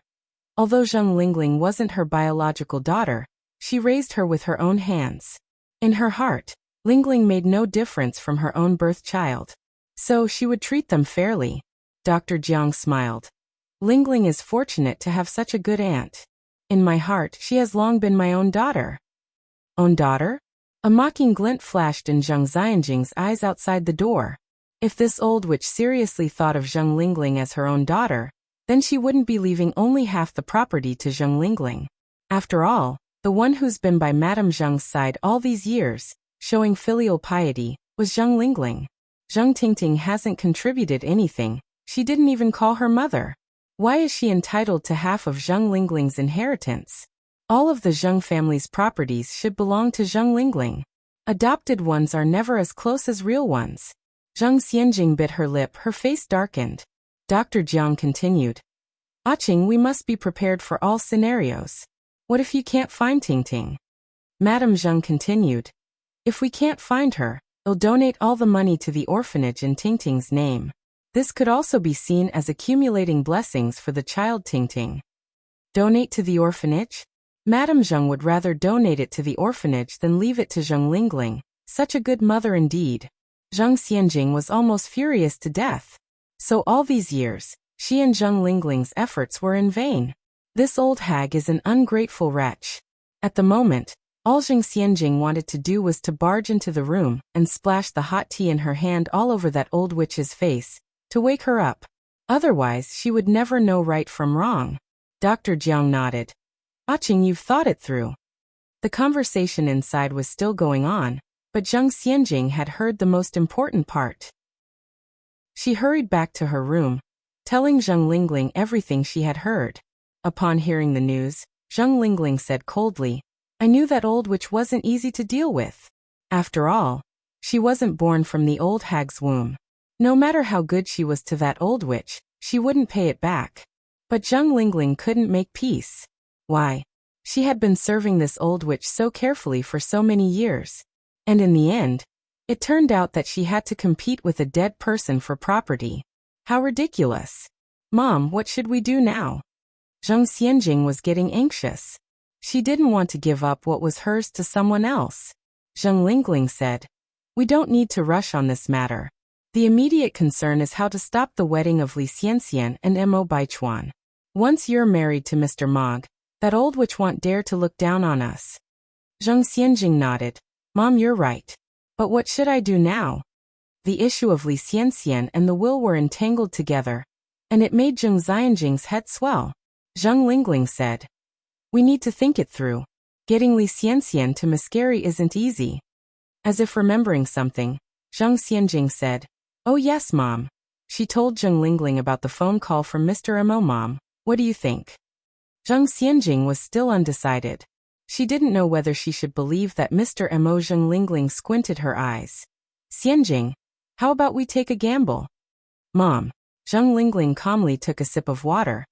If we win the gamble, you can marry Mr. Mog. If we lose, we'll just be out 30,000 yuan. Spending 30,000 yuan to buy the ultimate honor is worth it. Chapter 461. Zheng Xianjing took the bait, making money to support our Mr. Mo. _5. After all, the temptation was simply too great, and Lingling didn't want to miss out on such an amazing opportunity. After all, didn't life sometimes require a gamble? Just like back then. If she had not taken a chance then, would she have what she has now? Xianjing followed up saying, but where are we going to get all that money? The absolute control over the Zheng family's finances now lay in the hands of Granny Zheng. She gave Lingling 8,000 yuan every month, while Xianjing only got 5,000. This many thousands of yuan is money that regular people could work years for and still not make, but among the wealthy, it's just pocket change, gone in a few rounds of mahjong. Lingling and Xianjing, the mother and daughter with big spending habits, would each spend 500 to 600 yuan every month on skincare products. With the addition of jewelry purchases and such, their money would be gone almost as soon as they'd gotten it. Where are they going to round up 30,000 yuan now? Lingling answered. Don't worry about the money, I'll figure out something. Mom, do you have some hidden stash of money? Lingling didn't answer Xianjing directly, instead saying, Xianjing, were you not just about to take some tea to Granny and Granny Jiang? I'll go with you so I can check on how Granny's health is doing. Xianjing picked up on faint footsteps outside the door and said with a smile, Okay, Mom, you don't need to worry, Granny will be fine. The mother-daughter duo walked out the door to take tea to Dr. Jiang and Granny Zheng. Dr. Jiang gave Lingling a list of food that Granny Zheng should avoid and daily practices she should pay attention to before saying her farewells. Lingling said with a smile, Dr. Jiang, let me see you out. Xianjing didn't exactly get along with Dr. Jiang. Ever since she had heard the conversation between Dr. Jiang and Granny Zheng, she disliked Dr. Jiang even more. It baffled her why Lingling was so nice to Dr. Jiang. Xianjing, come with me to see Dr. Jiang off. Lingling turned to Xianjing. All right. Xianjing obediently followed Lingling. Dr. Jiang laughed very kindly and said, Back when Xianjing was just a baby you could hold in your arms and now she has grown into such a lovely young lady. Lingling asked, Xianjing, do you remember when you were a baby that Granny Jiang used to hold you? Xianjing laughed and said, That was so long ago. How can I possibly remember? Lingling seemed dissatisfied as she glanced at Xianjing, but Dr. Jiang seemed unbothered and said, Oh, it's not a big deal, children have short memories. Lingling said, It's fortunate that you're not picky with her. When they got to the door, Dr. Jiang stopped. This is far enough. She then seemed to recall something and took a bottle of medicine out of her bag. I almost forgot. This medicine is very effective against coughing. Lingling, just put half a pill in the chicken soup when you're making it. Lingling very solemnly took the bottle and said, Thank you for your trouble, Dr. Jiang. Dr. Jiang laughed and said, Your mother and I have been as close as sisters for many years. There's no need for such courtesy. Lingling continued, Dr. Jiang, are you free tomorrow morning? I have a friend who isn't feeling well, and I want to bring her over tomorrow. Sure, I'll see you tomorrow morning then. Goodbye, Dr. Jiang. Lingling pushed Xianjing. Say goodbye to Granny Jiang. Xianjing carelessly said, Goodbye, Granny Jiang. As soon as Dr. Jiang left, Lingling scolded Xianjing angrily. Xianjing, this is a warning. From now on, you will not disrespect Granny Jiang. Xianjing sniffed dismissively and replied, What's the point in you being so nice to her? You don't know what she says about you behind your back. Dr. Jiang clearly wasn't a good person. She said one thing to your face and another behind your back. Lingling breathed out a sigh and gravely said, Regardless, Granny Jiang is your elder. Remember to show her respect. She's hardly an elder. Xianjing muttered, more like a shit-stirrer. Lingling's expression darkened. Xianjing, do you remember who you are? Sorry, Mum, I was wrong. Lingling carried on. Do you know that if you keep acting like this, people will say that you have no manners? Xianjing responded. Mom, I only act like this around you, I never act this way around other people. Lingling sternly said, You're not allowed to behave this way around me either. Habits form naturally. Chapter 462. Zheng Xianjing took the bait. Making money to support our Mr. Mo. _6. Oh, I understand now. I want dare to do it again. Zheng Xianjing still had a decent attitude in admitting her wrongs, so Zheng Lingling didn't say much more. She turned around and walked into the house with Zheng Xianjing. Just as they entered the house, Zheng Lingling busied herself with making chicken soup for the old Madame Zheng in the kitchen. Zheng Xianjing was speechless. After all that old hag had done to them, she couldn't believe that Zheng Lingling was still so nice to her. She must be out of her mind. Phrase. In her opinion, she should replace all the medicine in the bottle with poison and kill that old hag. Anai walked out of the public phone booth, the corners of her mouth curling into a light curve. Her dimples, shallow and charming, seemed to absorb everyone around. Her radiance outshone even the clouds in the sky. She walked all the way to the detective agency. Xiaozhou was currently fiddling with an old-fashioned phonograph, completely unaware of Anai Yang's arrival. Is it not working? Anai Yang approached Xiaozhou, startled by the sudden comment. Xiaozhou turned to see Anai Yang and broke into a smile. It's not exactly that it doesn't function. It's just that the sound produced seems off, like a saw being drawn. Let me have a look. And I Young walked to the front of the phonograph. This was a very ancient phonograph. With its swan neck-like bend and large horn, it resembled a blooming trumpet flower, prideful and elegant. The large horn was made of pure copper, highly wear-resistant and non-fading. It was perfectly complemented by an elegant, traditional wooden cabinet. This type of phonograph originated from the Republic era. A few of them could still be found in the 1980s in China. In later generations, they all became precious antiques only seen in museums and with collectors. In her former life, I Young didn't have many hobbies. Collecting phonographs was one of the few. She fiddled with it for a while, put on the disc, pressed the start button, and instantly, melodious music flowed from the large horn. The night in Shanghai, the night in Shanghai. You are a city that never sleeps, the lights are up, it's all song and dance. Xiaozhou exclaimed in surprise. That's amazing. Yang, you're really something. You even know how to repair phonographs. In these times, the most popular gadgets were radios.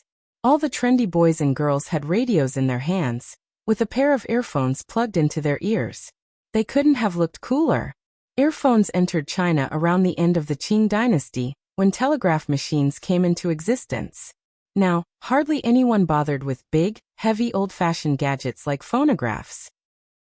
Xiao sometimes found it hard to figure out An Yang.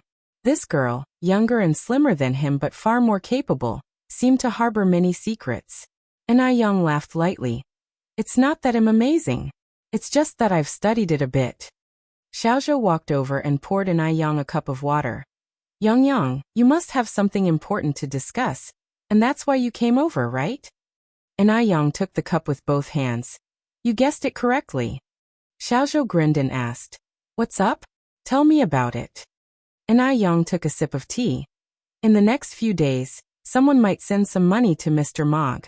When they do, just tell them he's out, you'll take care of the delivery, but keep the money for me. It wouldn't be appropriate for her to handle this in person, so Xiaozhou would have to help. Sending money to Mr. Mog? An Yang nodded slightly. This Mr. Mog is you? Xiaozhou asked further. It's me.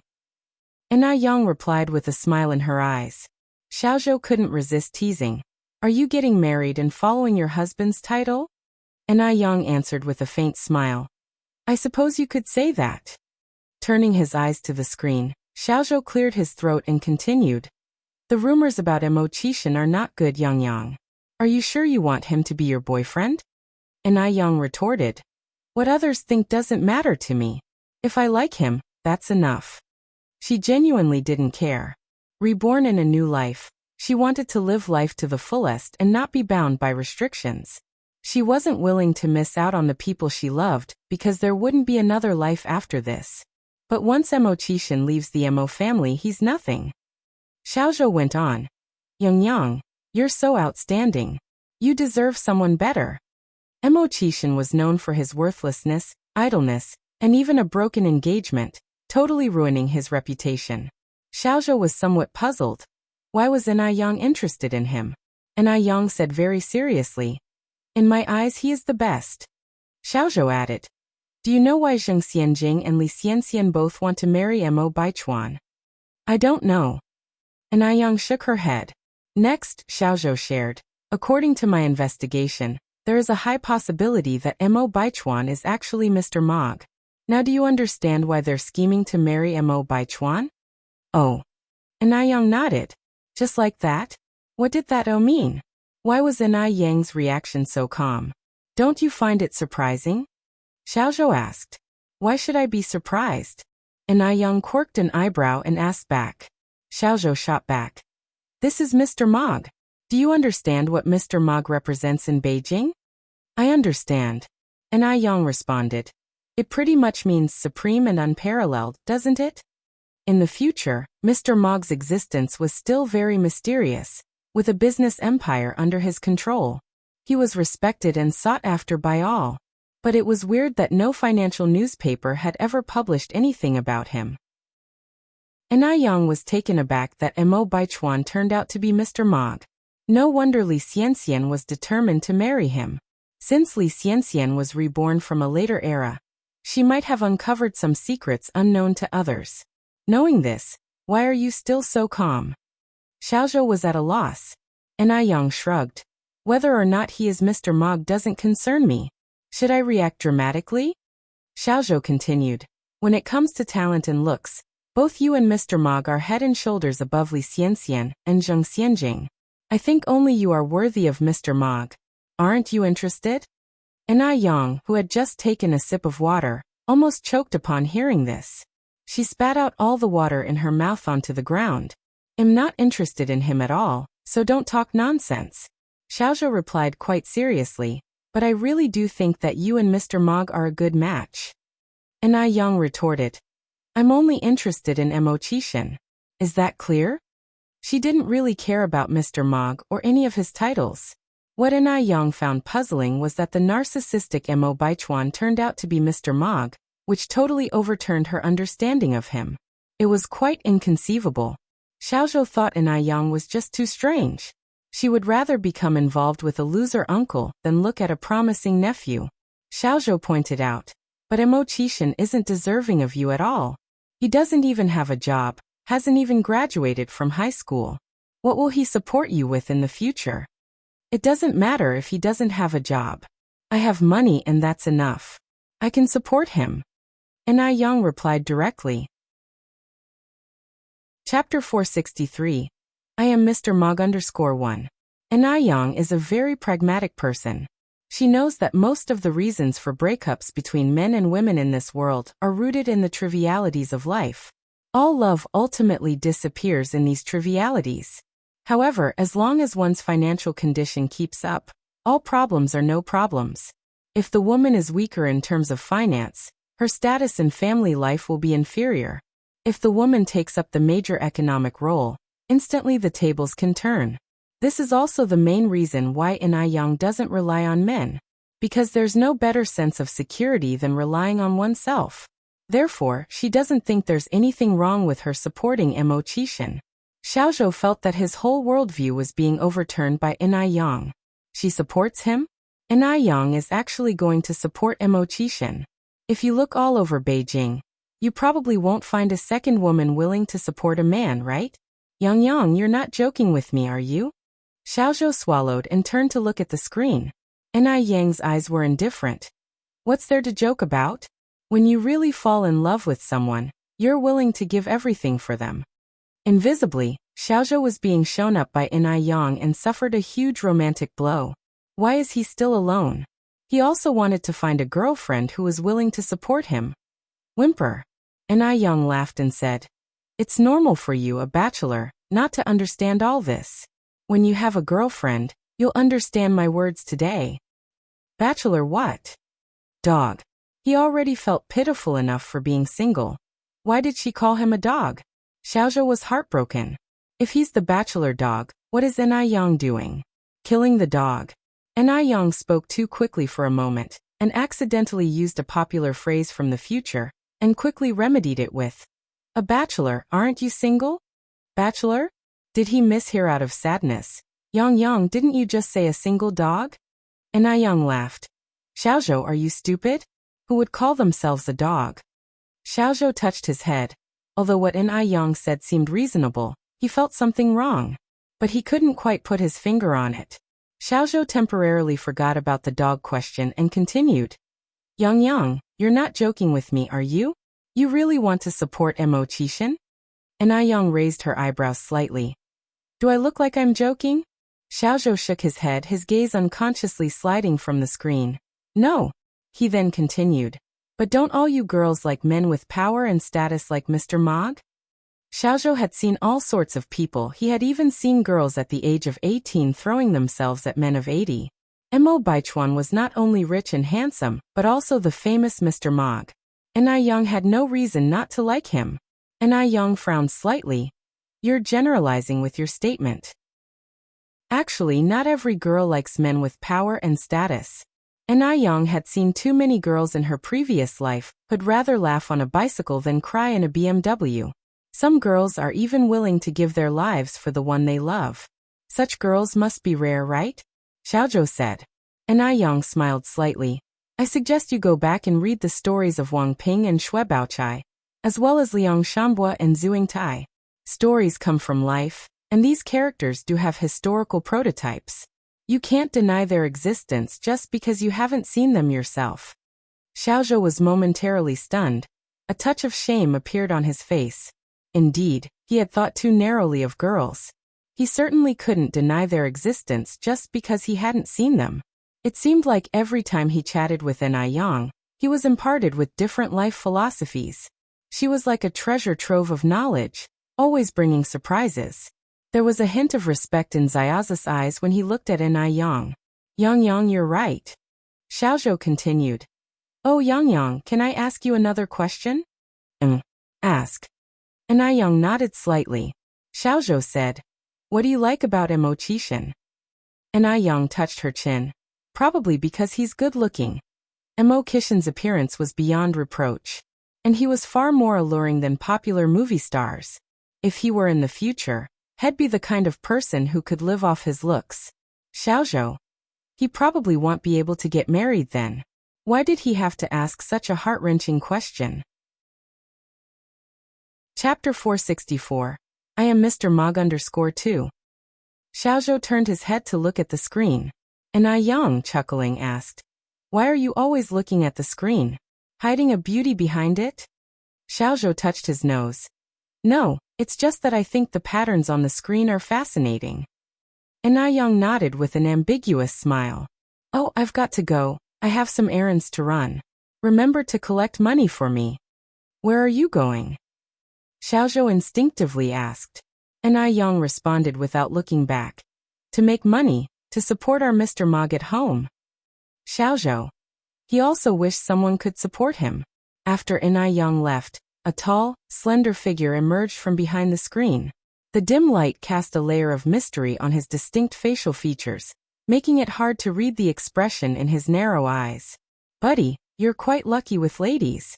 Xiaozhou walked over to Mo Qixin, patted him on the shoulder and said, even without a high school diploma, you attract people. What's more, someone is even willing to financially support him. For goodness sake. Comparisons are odious. Jealous. The man turned his eyes slightly and revealed a breathtaking face. His tone was deep, as if soaked in ink. Not jealous, I'm green with envy. Understand? Xiaozhou stared at Mo Qixin, gritting his teeth. Xiao and Mo Qixin were friends from primary school. But Mo Qixin was so brilliant that they only studied together for 1 year before Mo Qixin skipped a grade to go to junior high school. Although they only had a year of formal education together, they amassed a profound friendship. In the years that followed, their bond became even stronger. Xiaozhou completed junior and senior high school, and even made it into a prestigious university. But Mo Qixin seemed to lose his stride.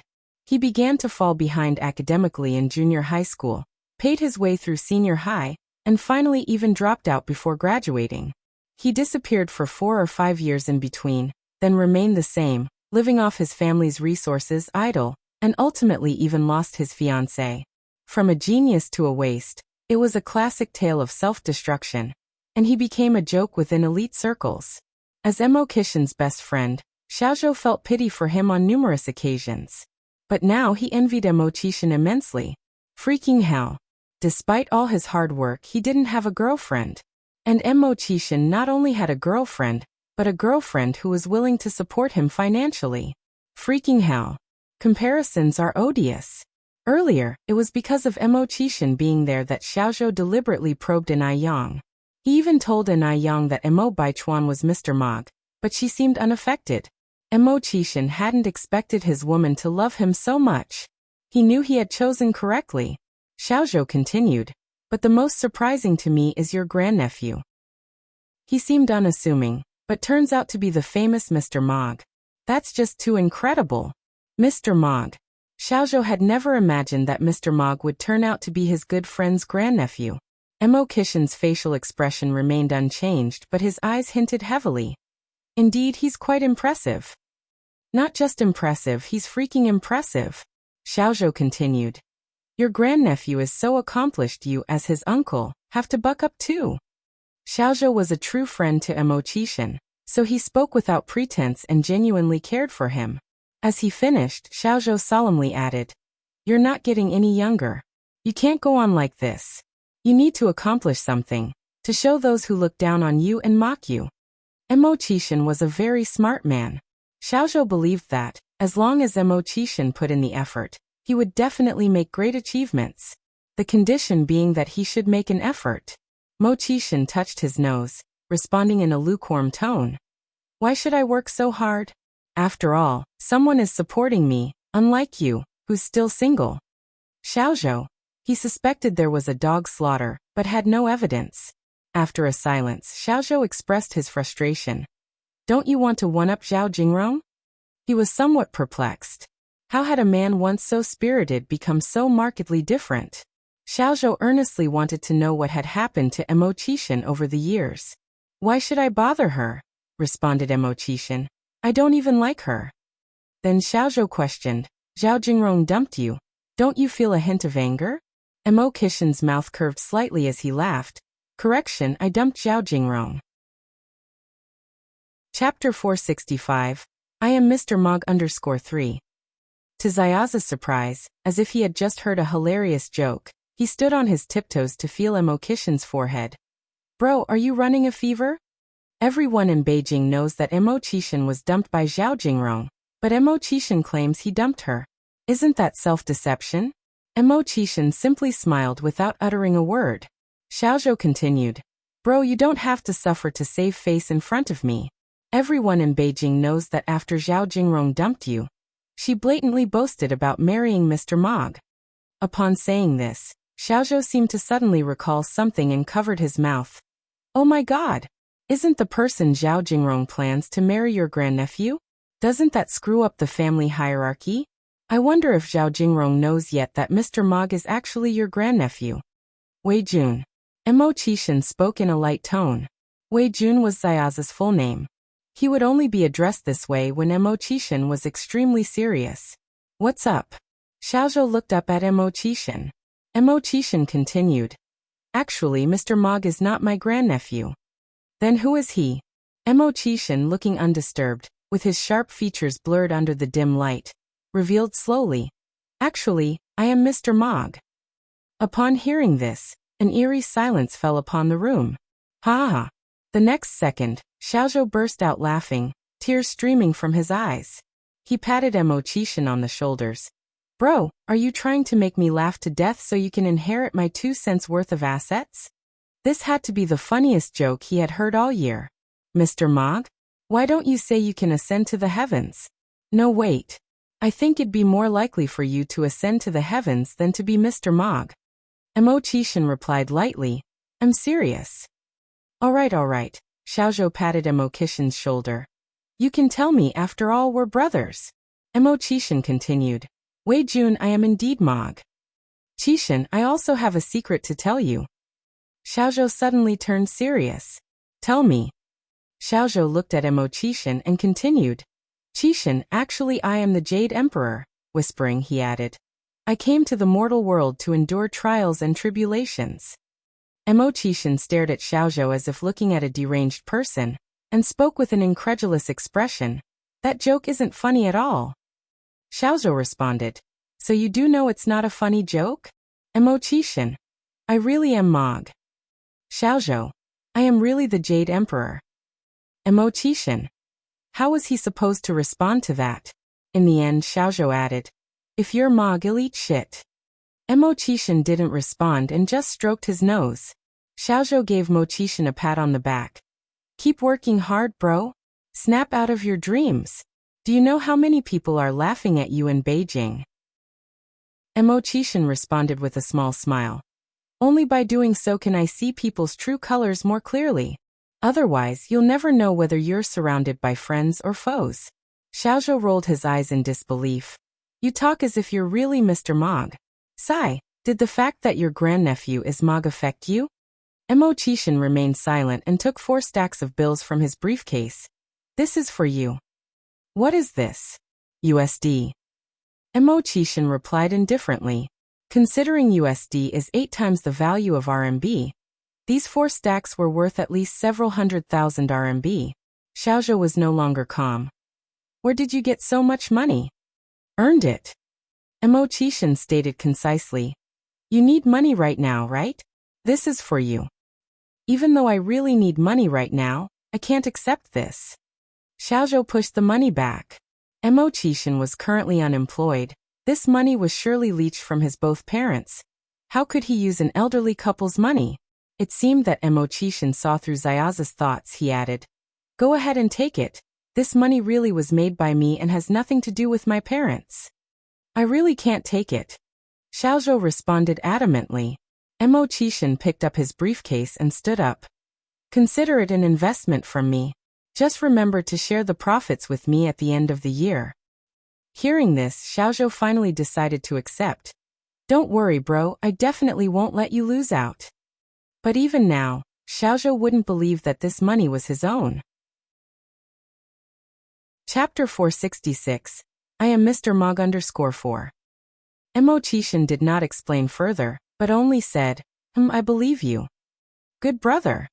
Xiao extended his hand and patted Mo Qishan's chest. A manor in Beijing. In a luxurious room lay a middle-aged woman with blonde hair and blue eyes. She was voluptuous, her face radiant. If not told, no one would know that she was a woman on her deathbed. She sat up in bed, revealing a weak smile towards the door. Miss G, you've come. Miss G walked in from outside with nutritional supplements, asking with concern, Are you feeling better? Thank you for your concern, I am feeling much better. But as soon as she finished her sentence, her face turned pale, her breathing weak. She looked as if she could stop breathing at any moment, a dreadful sight. Miss G was startled, immediately pressing the emergency alarm by the bed. An urgent alarm rang out. Several people who looked like doctors ran in from outside, first performing defibrillation, then administering oxygen rapidly. After a series of treatments, the middle-aged woman on the bed gradually regained consciousness, opening her eyes. Miss G, pale from fright, stepped forward and asked, How are you feeling now? Is there anywhere you still feel uncomfortable? The middle-aged woman didn't have the strength to speak, she simply blinked weakly. At that moment, the sound of hurried footsteps came from outside the door, and a tall man rushed in.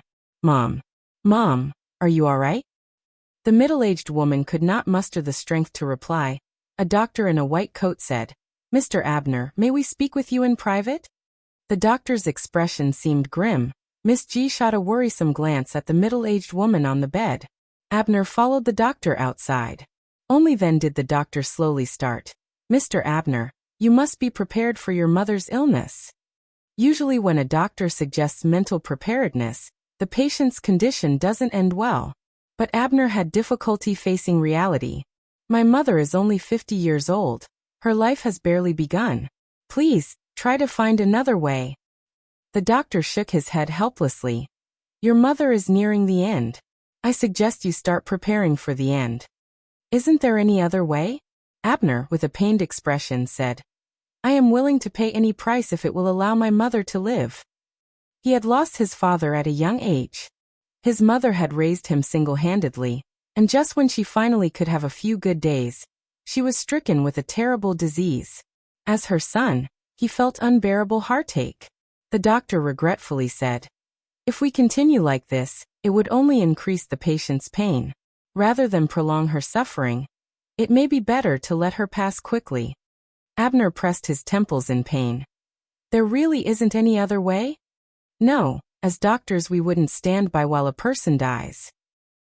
The doctor continued, suffering from this kind of disease, the pain a patient endures is unimaginable to us. Each breath is like being pierced with a needle. The pain is unbearable. If you truly love your mother, I suggest you allow her to be free from her pain sooner. Abner was silent, a pained expression on his face. After a while he finally said, All right, I understand. If there's nothing else, I will take my leave. Abner nodded his head. After the doctor left, Miss G immediately comforted him. Mr. Abner, don't be upset. In China, we have a saying that there will be a way when it seems impossible. I believe your mother will get better. Miss G had heard everything the doctor said. Although she believed that Abner's mother was terminal, She knew comforting words were still necessary. Mr. Abner. A male assistant walked over. Chinese medicine has broad and profound knowledge. Perhaps you could try hiring a traditional Chinese medicine doctor. The man speaking was Abner's personal assistant, Li Long, a genuine Chinese. Hearing this, Abner seemed to have found a lifeline. He replied, "Then I'll leave this matter to you." "All right." Li Long nodded his head. Miss G said, "Mr. Abner, I think you should consider this carefully." Li Long raised his eyes in surprise at Miss G. Miss G continued, "Traditional Chinese medicine is often conservative and rule-bound. They are not good at innovating. Your mother's illness is quite serious. If they can't treat her successfully and even worsen her condition, it would be a disastrous mistake." At this moment, Li Long even doubted if Miss G was actually Chinese. Chapter 467. I am Mr. Mog _5. How can someone denigrate their own country so much? Li Long said. Miss G, you're mistaken. Traditional Chinese medicine has been passed down for thousands of years and has benefited countless humans. If traditional Chinese medicine were really as bad as you say, wouldn't China have been destroyed long ago? Miss G laughed lightly and replied, "If traditional Chinese medicine is really that good, why is it that you can't find a traditional Chinese medicine hospital on every street corner? The few existing traditional Chinese medicine stores are on the brink of closure. Western medicine dominates today, and it is indeed difficult to find large-scale traditional Chinese medicine hospitals in the country." Li Long frowned slightly. "Miss G, what you're saying is simply unreasonable." Miss G said, "Li Long, being patriotic is good, but we must be sensible. Do you realize that your suggestion could kill Auntie?" No matter what, Miss G would not believe in traditional Chinese medicine. Over the years, all her serious and minor illnesses had been cured by Western medicine. She vaguely remembers when she was very young, she also drank extremely bitter Chinese medicinal soup. A simple cold can be cured by Western medicine with just one injection, while traditional Chinese medicine would require a week of specifically prepared concoctions for a slow recovery. This is also why traditional Chinese medicine declined so rapidly. With that, Miss G looked at Abner. "Mr. Abner, do you still want to consult a traditional Chinese medicine doctor?" Abner pinched his temple. "Let me think a bit more." Li Long wanted to say something, but he swallowed his words.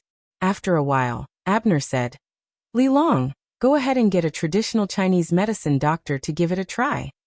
Miss G turned pale and was about to speak, but she was stopped by Abner's raised hand. Miss G had to shut her mouth with discontent. Li Long was happy and replied, "Yes, sir." The traditional Chinese medicine doctor was brought back quickly, an old man in his 60s or 70s with white hair. Li Long took the initiative to introduce him. "Mr. Abner, this is Dr. Wang. Dr. Wang comes from a long line of traditional Chinese medicine practitioners. His ancestors served as imperial doctors in the palace. He has a high reputation in Suzhou City." Miss J's face was full of disdain. What kind of nonsense imperial doctor? If he were so skilled, would the Qing dynasty have fallen? Fortunately, Dr. Wang did not notice Miss J's contempt. Upon hearing that Dr. Wang's ancestors were imperial doctors, Abner's face immediately showed a look of respect, and he said with his accented Chinese, "Dr. Wang, please come this way. I'm entrusting my mother's care to you." Dr. Wang followed Mr. Abner into the house. After examining Abner's mother's condition, Dr. Wang shook his head. "This disease is too strange. I have been practicing medicine for more than a decade, and I have never seen such a strange disease. Not to mention ever encountering this disease. Even the medical books of his family did not have any record of it." Upon hearing this, ridicule flashed in Miss J's eyes. She thought he was an incredibly famous doctor, but it turns out he couldn't even diagnose the disease. How embarrassing. Mr. Abner then asked, "Dr. Wang, what do you mean?" Dr. Wang stroked his beard. "You might want to seek out someone more skilled." The light in Abner's eyes dimmed bit by bit. Was there really no hope for his mother's illness? Li Long then spoke up. "Dr. Wang, you're the most skilled traditional Chinese medicine doctor in Suzhou City. If even you can't treat it, who else can we turn to?"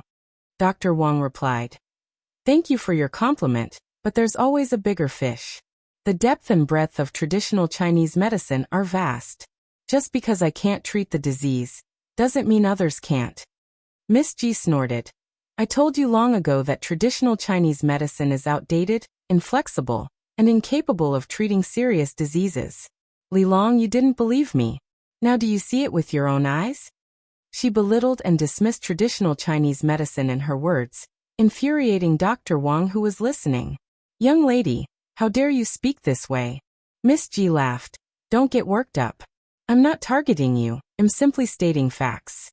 What facts? You're insulting traditional Chinese medicine. As a practitioner of traditional Chinese medicine, Dr. Wang would not allow anyone to insult it. Miss G retorted. If traditional Chinese medicine is truly effective, why couldn't you cure Auntie's illness? I'll tell you a hard truth. Don't take it to heart.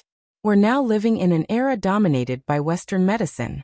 Traditional Chinese medicine should have been overthrown long ago. If our people don't strive, sooner or later, they will be enslaved. The tragedy of invasion will be repeated.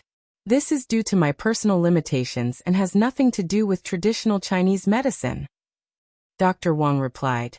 Since you think Western medicine is so powerful, why couldn't it cure this lattice illness? Miss G was left speechless. Chapter 468. I am Mr. Mog _6. Dr. Wang looked at Mr. Abner and continued. Traditional Chinese medicine has been passed down for thousands of years in our country. It has created countless miracles and has cured many difficult and complicated diseases. I may not be able to cure Madam's disease, but I am certain someone can. I have an elder brother who is also a practitioner of traditional Chinese medicine. His medical skills far outstrip mine. Once I return, I will consult my elder brother and other renowned ministers. Can't let the foreigners here look down on traditional Chinese medicine. The connections within traditional Chinese medicine should not be underestimated. With this network, I believe we can definitely find out the cause of the disease and cure the patient. Mr. Abner said. We appreciate your help. At this point, all he could do was try. It's better than waiting helplessly for his mother's demise. Dr. Wang said. You're welcome, this is part of a doctor's duty. Mr. Abner went on. Li Long, please escort Dr. Wang. All right. Li Long immediately escorted Dr. Wang inside.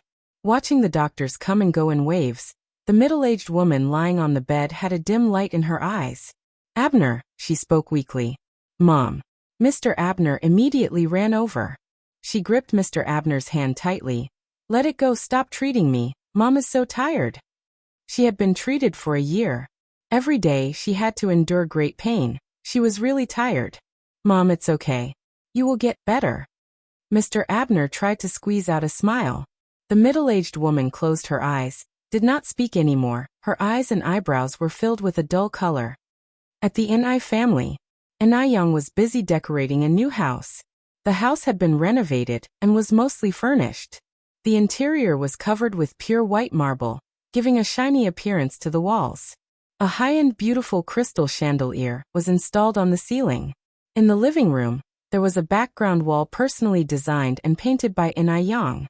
Because it was self-designed, the decoration inside the house was very modernized, which gave Ni Yang a sense of returning to the modern world.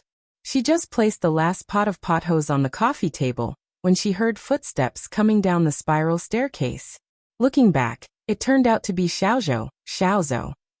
Yang, Xiaozhou chimed while walking. Which decoration company did your house use? This decoration is too beautiful. Simple yet revealing a hint of quaintness. It was particularly beautiful. Ni Yang smiled and said, it was the uncles from the village who helped with the decoration. Xiaozhou continued, I will find them to decorate my home next time. Ni Yang said, sure, I'll introduce them to you. And the painting on the wall is also beautiful. Did you find an artist to do it? The background wall depicted Change's flight to the moon. Although Change was only a silhouette, it was very realistic, and it gave people the illusion that Change was about to fly out of the wall. It showed that the painter was skilled. I painted this myself, Ni Yang answered. Really? Xiaozhou was surprised. Ni Yang laughed lightly. Of course it's true. Yang Yang, you're amazing. Even though Xiaozhou knew Enai Yang was very capable, she couldn't help but express surprise each time. Enai Yang was modest and said, "So." "Oh yes." Xiaozhou finally remembered the important thing. Zheng Xianjing has sent the money over. After she finished speaking, Xiaozhou took out 3 bundles of cash from her bag. So soon. Enai Yang was somewhat surprised. This wealthy family really didn't lack money, just one phone call from Zheng Xianjing, and the money was already delivered. "You count it." Xiaozhou pushed the money in front of Enai Yang. Enai Yang split the 3 bundles of cash into 2 parts, and pushed one of them in front of Xiaozhou. Xiaozhou was surprised and said, "What are you doing?" Enai Yang smiled and said, "We split this money 50-50. No remuneration without merit." "I can't accept this money," Xiaozhou refused. Enai Yang said with a smile, "Who said you are remuneration without merit? If it weren't for you, I wouldn't have earned this money at all. It's a fair split." Enai Yang could not appear in public, and it would have been hard to get this money without Zayaza's help. Enai Yang had always been generous and understood the principle of repaying kindness with kindness. "I really can't accept."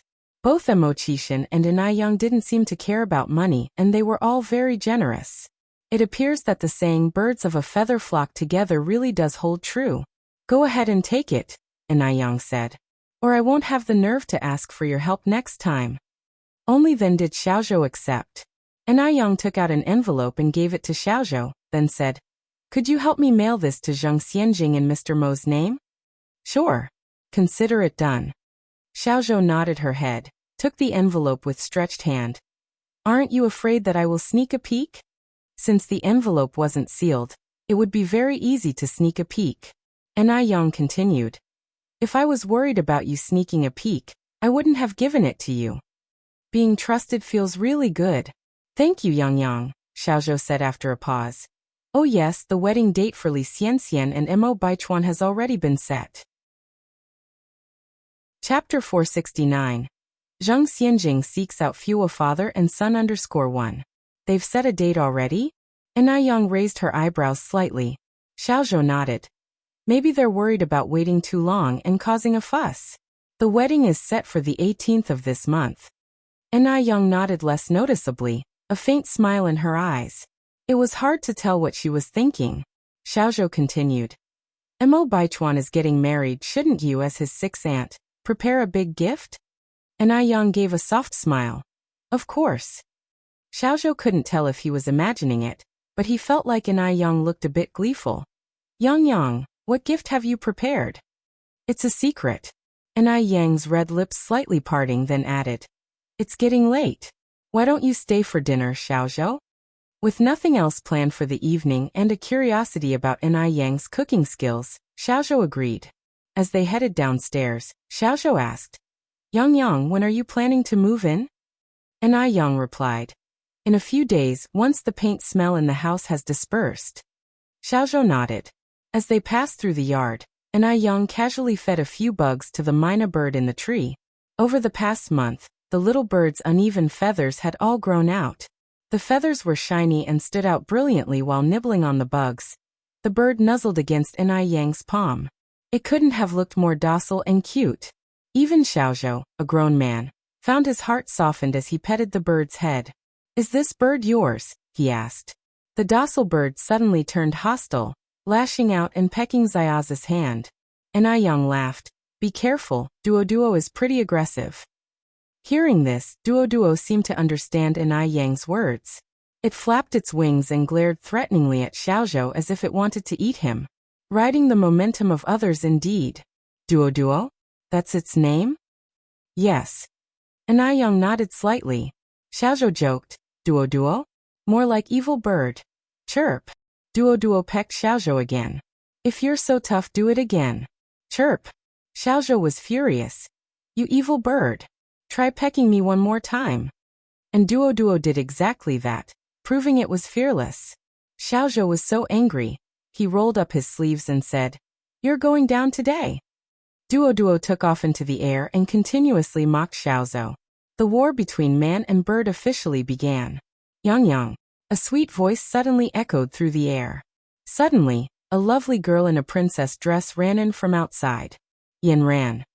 Seeing who it was, An Yang's face softened into a smile. Li Yanran gave An Yang a big hug. Yang, I've missed you so much. An Yang patted her back and asked with a smile. Where have you been recently? Li Yanran replied. I went to country. Seeing that the newcomer was a girl, Xiaozhou dropped his bird-killing idea, stood there properly and smiled. And who is this? Li Yanran noticed Xiaozhou. An Yang introduced them with a smile. Yanran, this is my good friend Xiaozhou. Xiaozhou, this is my close friend Yanran. Xiaozhou, the perfect gentleman, extended his hand to Li Yanran. Hello, I'm Zhou Weijun. You can call me Xiaozhou, just like Yang does. As polite as ever, Li Yanran shook Xiaozhou's hand and said, I'm Li Yanran, but you can call me Yanran. Why did Li Yanran look so familiar? Snot sister. Xiaozhou tentatively uttered this childhood nickname. The smile on Li Yanran's face froze. Back when they were kids, since she always had a runny nose, everyone called her Snot sister. But after primary school, no one had called her that anymore. Not many people knew her childhood nickname. Who was this annoying guy? Li Yanran squinted her eyes and asked. Dimwit. Xiaozhou smilingly said. Yes, that's me. Goodness, Snot sister, you've changed so much. It's hard to believe. Who would have thought that you would transform from the way you were as a child to how you are now? Xiaozhou looked genuinely shocked. Dimwit, can't you speak properly? What do you mean by the way I was as a child? How was I as a child? She retorted as if he was suggesting something shameful about her past. Xiaozhou continued. Don't you remember? As a kid, you always had snot bubbles dripping from your nose. That's why everyone called you Snot Sister. Chapter 470. Zheng Xianjing approaches Fua father and son _2. Li Yanran spoke irritably. I don't have a runny nose anymore. As a modern woman, Li Yanran didn't want to have anything to do with snot, but this blockhead Zhou kept associating her with the nickname Nose Drip Sister. If others found out about her obscure nickname, Nose Drip Sister, how could she carry on? Although you don't have a runny nose now, you did when you were little. Speaking of which, Nose Drip Sister, where are you now? When did you change your name? I recall you were Li Sanchun before, weren't you? Li Yanran gave a dry laugh. You remembered wrong, I've always been Li Yanran. Li Yanran was indeed originally known as Li Sanchun. Her grandfather personally named her. Later, an aunt who had been studying abroad thought the name was too unsophisticated, and changed it to Li Yanran. Did I recall wrong? Xiaozhou scratched his head. I don't think so. You were clearly Li Sanchun. An Yang stepped in, trying to lighten the atmosphere. Xiaozhou, you might've gotten it wrong. Let's head that way. I've recently come up with a new dessert. Want to give it a try? Sure. After hearing about the dessert, Li Yanran forgot all her discomfort. Peep. Duo flew from the tree onto An Yang's shoulder. Wow. This little bird is so well behaved. Li Yanran reached out to pet Duo's head as she spoke. Before Xiaozhou could caution Li Yanran against being pecked, Duo was already rubbing against Li Yanran's hand, like a cat, purring happily. This was strange indeed. Could it be that this often troublesome bird has suddenly changed its nature? Xiaozhou, obstinately unconvinced, reached out to pet Duo's head. Peep! Duo promptly snapped at him. Xiaozhou, damn. The perverted bird. Well done. Li Yanran praised, petting Duo's head. Duo comfortably closed its eyes. Roused by Li Yanran's praise, Duo launched yet another attack on Xiaozhou. Xiaozhou whimpered. Nose Drip Sister, what did I do to deserve this? Did you really need to help this bird bully me? Li Yanran turned to look at Xiaozhou, iterated emphatically. Zhou Weijun, I am warning you. Don't ever call me Nose Drip Sister again. Does he have a problem? She's a grown woman now. Does he think she would tolerate being constantly called Nose Drip Sister? Doesn't she have any dignity left? Why? Xiaozhou scratched his head. Aren't nicknames meant to be used? Li Yanran was livid. Call me Li Yanran, thank you. But I remember you as Li Sanchun. Zhou Weijun, you're being really irritating. Li Yanran glared at Xiaozhou furiously. She turned and stomped off, no longer acknowledging Xiaozhou. Nose drip sister. Nose drip sister. Xiaozhou chased after Li Yanran's steps, but she ignored him. The saying about a woman's heart being as deep as the sea rang true. For no apparent reason, she had become angry? Xiaozhou furrowed his eyebrows, not understanding. He moved next to Yang and asked in a low voice, Yang, what's up with Nose drip sister? She's angry. Yang replied. Who has she taken offense with? Xiaozhou was perplexed. Yang said, she's angry at you. Xiaozhou scratched his head, looking exasperated. Angry at me? I didn't provoke her, nor did I offend her. What is she getting angry about? Women are indeed quite strange. Can't afford to provoke. Can't afford to provoke. This was truly a calamity not of his making. Boys like Xiaozhou could best be described in modern terms as steel-hardened straight males. Yang laughed. All girls love to be beautiful, and you calling her Nose drip sister all the time. Isn't it natural that she gets angry? Xiaozhou sighed. What's there to be angry about? You girls are just so strange. Yang continued. In any case, just stop calling Yanran Nose drip sister, alright? Fine. If you say so, I won't call her that. As he finished speaking, Xiaozhou caught up with Li Yanran and continued. I'm sorry, Nose drip sister.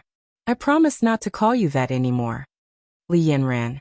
You can keep your hollow gratitude to yourself. With a smile, Yang led the two to the living room. You two sit here. I will make the dessert. The dessert Yang planned to make was red bean taro balls. Taro balls is a type of snack from Minnan, southern Fujian province. It's made from cassava starch. Yang took out 3 different colored balls of cassava starch from the fridge. She kneaded the dough into a rectangular shape, cut it into small pieces and boiled it. Then she put the cooked taro balls into chilled red bean soup. She added sago and whole milk, then garnished the bowl with some mint leaves and lemon slices. A delicious and good-looking bowl of red bean taro balls was ready to be served. Chapter 471. Zheng Xianjing looks for Fua father and son _3. Since all the ingredients were prepared in advance, it took only a few minutes to make 4 bowls of taro balls. Yang brought the cooked taro balls to the table. Li Yanran exclaimed in surprise. Yang, what kind of dessert did you make? It looks so beautiful. Yang said, this is a traditional snack from southern Fujian called red bean taro balls. Give it a try. Li Yanran took a spoon and tasted it. The mouthfeel was a mixture of the chewiness of red beans and the creaminess of milk, exhibiting a rich, fragrant flavor that also emitted a light, refreshing scent, somewhat similar to lemon. Yet it also smelled mildly like mint. It was satisfying and refreshing. She gently bit into a taro ball, finding it pleasantly chewy with a hint of sweet potato fragrance. It was absolutely delicious. Li Yanran had never tasted such a delicious dessert. Delicious, it's really delicious. Li Yanran said vaguely.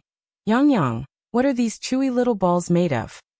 The taro balls were indeed delightful. Even Xiaozhou, who didn't usually have a sweet tooth, found them irresistible. Yang explained with a smile. The purple ones are made from sweet potato and cassava flour, the yellow ones are pumpkin, and the white ones are potato. Yang, you are really talented. Li Yanran hugged Yang around the waist. If I were a boy, I'd definitely marry you. Yang said. Eat as much as you like, and if it's not enough, there's more in the fridge. Alright. Li Yanran nodded hastily. Yang went back into the house to call Suehua. Mom, come out for dessert. Okay. Suehua walked out of the room. Where's Yunyan? Yang continued to ask. She's asleep. Oh. Yang nodded slightly. Mother and daughter came to the living room, where Xiaozhou and Li Yanran politely greeted Suehua. After finishing the dessert, Yang asked, Yanran, Xiaozhou, what do you want to eat tonight? Li Yanran said, I like anything you cook, Yang. Everything made by Yang was definitely a delicacy. Xiaozhou said, I'm like booger girl, anything goes. Li Yanran shot Xiaozhou a fierce glare. Only then did Xiaozhou realize had put his foot in his mouth, and quickly corrected himself. I'm like Yanran, anything goes. Then let's have hot pot tonight. The hot pot was both delicious and convenient. It was appropriate for a big group of people since cooking individual dishes could be troublesome. Yang Yang, I'll help you wash the vegetables. Li Yanran quickly followed N I Yang. Yang Yang, I'll help too.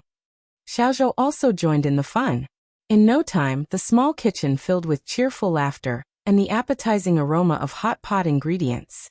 N I Yang made a spicy oil base and a clear soup base for the hot pot. The spicy oil was made from beef tallow, chili peppers, and star anise, while the clear soup was made from a broth stewed with an old hen and mushrooms.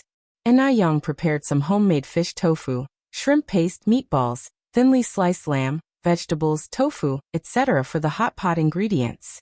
Having a bite of the spicy and fragrant hot pot ingredient, followed by a sip of chilled sour plum soup, the taste was absolutely refreshing. Neither Xiaozhou nor Li Yanran had ever tasted such a delicious hot pot. They were so excited that they were at a loss for words. The boiling spicy oil reflected the smiling faces of everyone, creating a warm and harmonious atmosphere. Xiaozhou was a responsible person. That night he had the items sent over to Zheng Xianjing. The day after receiving the items, Zheng Xianjing couldn't wait to visit Walt Road. When she arrived, she happened to see a boy named Fua playing by the roadside. He was a skinny little boy, even skinnier than he looked in the photos. He was wearing tattered clothes, had no shoes that fit his feet, and looked no different from a beggar. Normally, Zheng Xianjing would not give this little beggar a second glance. But today was different. Because this child was her only trump card to take down Li Xianxian. If the information was true, then Li Xianxian's life would be ruined. Never mind that she was carrying Mo Baichuan's child. Even if she were bearing a dragon, it would be useless. At the thought of this, an unmistakable smugness passed across Zheng Xianjing's eyes. Little friend. Zheng Xianjing squatted down in front of Fua, trying to muster a gentle smile. Fua backed away a step, looking slightly afraid and asked, Who are you? Zheng Xianjing took a step forward. Don't be scared, little friend. I'm not a bad person. I'm here to help you. Fua didn't respond, but watched Zheng Xianjing vigilantly. Zheng Xianjing continued. Is your name Fua? Chapter 472. Zheng Xianjing goes to Fua father and son _4. Fua nodded his head in affirmation. Zheng Xianjing continued. Fua, how old are you this year? Fua remained silent. Zheng Xianjing continued further. Are you 6 years old? Fua nodded his head again. Zheng Xianjing pursued. Fua, where is your father? He's gone to work. After Ni Yang's treatment, Zhou Tianbao was completely healed and now, he was hefting bags of rice for others at the rice merchants. Though the labor wasn't high-paying, it was enough for the father and son to survive. Fua, where is your mother? Fua shook his head. I don't have a mother. Seeing this, Zheng Xianjing squinted her eyes. It turned out that the information she had was indeed accurate. Li Xianxian is just a malicious woman who abandoned her husband and child. A woman who had given birth to a child and had a husband. Yet she had the audacity to imagine marrying into the Mo family. She was truly shameless. A look of disdain filled Zheng Xianjing's eyes. Fua, do you want to find your mother? She asked. No. Fua, who had never experienced maternal love, had a vague impression of his mother. Having his father was enough. Doesn't want to find his mother? Another ingrate. He doesn't want his mother anymore. As the saying goes, as the beam is, so is the pillar beneath. Zheng Xianjing continued. Fua, I know your mother, son Dalian. Would you like me to take you to find her? No. Fua shook his head again. Zheng Xianjing furrowed her brows slightly. You child. How can you not want your own mother? Fua retorted loudly. She was the one who didn't want me first. Zheng Xianjing didn't want to argue with Fua. She simply asked, when will your father come back? Fua didn't reply. Zheng Xianjing continued. Will your father be back for lunch? Fua nodded his head with tears welling up in his eyes. Zheng Xianjing looked at her wristwatch. It was 11 in the morning. If Zhou Tianbao was coming back for lunch, he shouldn't be long. Fua, would you take your sister to wait at your place for your father? Fua hesitated for a moment, before nodding his head. Ever since Fua's home was tidied up by house cleaners, it had remained the same. Spotless. But for someone of Zhang Xianjing's affluent background, this environment was still unappealing and chaotic. Staying even a minute more was torture. At 12:30, a short man walked in from outside. This man was Zhou Tianbao. Fua immediately rushed up to him, exclaiming, "Dad!"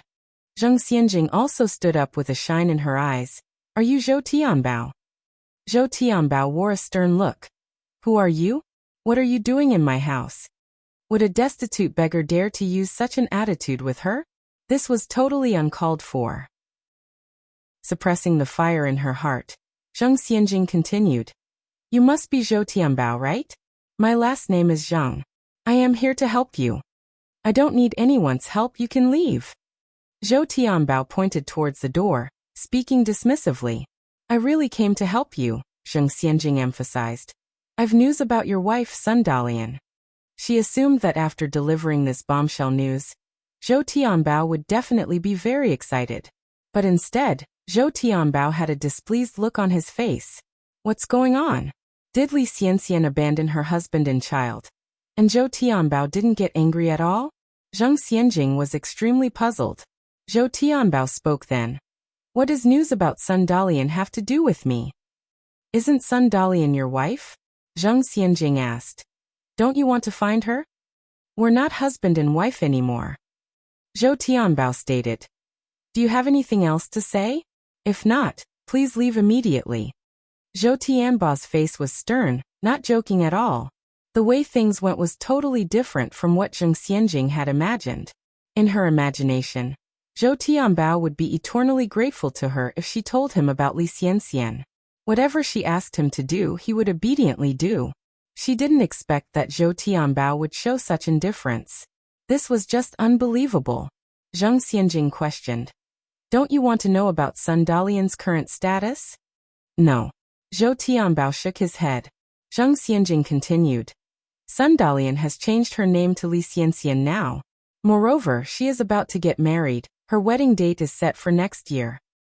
Upon hearing this, Zhou Tianbao's face still didn't display any particular expression. It's as if nothing had happened at all. "Don't you feel angry at all?" Zhang Xianjing asked. "What is there to be angry about?" Zhou Tianbao retorted. Chapter 473. Zhang Xianjing seeks out Fua father and son _5. Sun Dalian has abandoned her husband and child and remarried under a false identity. You guys are struggling to make ends meet, while she lives a lavish life. Don't you, as her husband, feel anything about it? At this point, Zhang Xianjing, pausing, said, "I can help you now. Shall I help you find Sun Dalian?" "Help us?" Zhou Tianbao laughed. "Don't you mean exploit us? Look at what you're saying. I kindly offered to take you to see Sun Dalian. It's one thing if you're ungrateful, but to claim I'm using you. Aren't you unappreciative?" At her last comment, Zhang Xianjing put more emphasis on her tone. Zhou Tianbao, in his nonchalant manner, said, "We appreciate your kind intentions, but we don't need your help." "You'll regret it," retorted Zhang Xianjing. "You're missing a golden opportunity." Zhou Tianbao remained resolute. "Rest assured, I won't regret it." Zhang Xianjing felt disconcerted. She hadn't expected Zhou Tianbao to have such an attitude. If Zhou Tianbao doesn't want to find Li Xianxian, then her entire effort to find Li Xianxian would be in vain. Mrs. Mo and Baichuan wouldn't trust her word alone. "What now?" Zhang Xianjing frowned. "Why are you like this? I'm here to help you and you're not grateful. You want to use us to deal with Sun Dalian, don't you? Use us as cannon fodder, right?" When confronted with Zhou Tianbao's accurate guess, Zhang Xianjing felt a bit awkward. Originally, she had planned to take Zhou Tianbao and Fua to see Li Xianxian, hoping that Li Xianxian would reveal her true colors in front of Mo family members and kill two birds with one stone. But Zhou Tianbao was uncooperative. What was so good about Li Xianxian? She abandoned her husband and child. Yet Zhou Tianbao was defending her. "So what do you want?" asked Zhang Xianjing. "If you want us to help you, fine."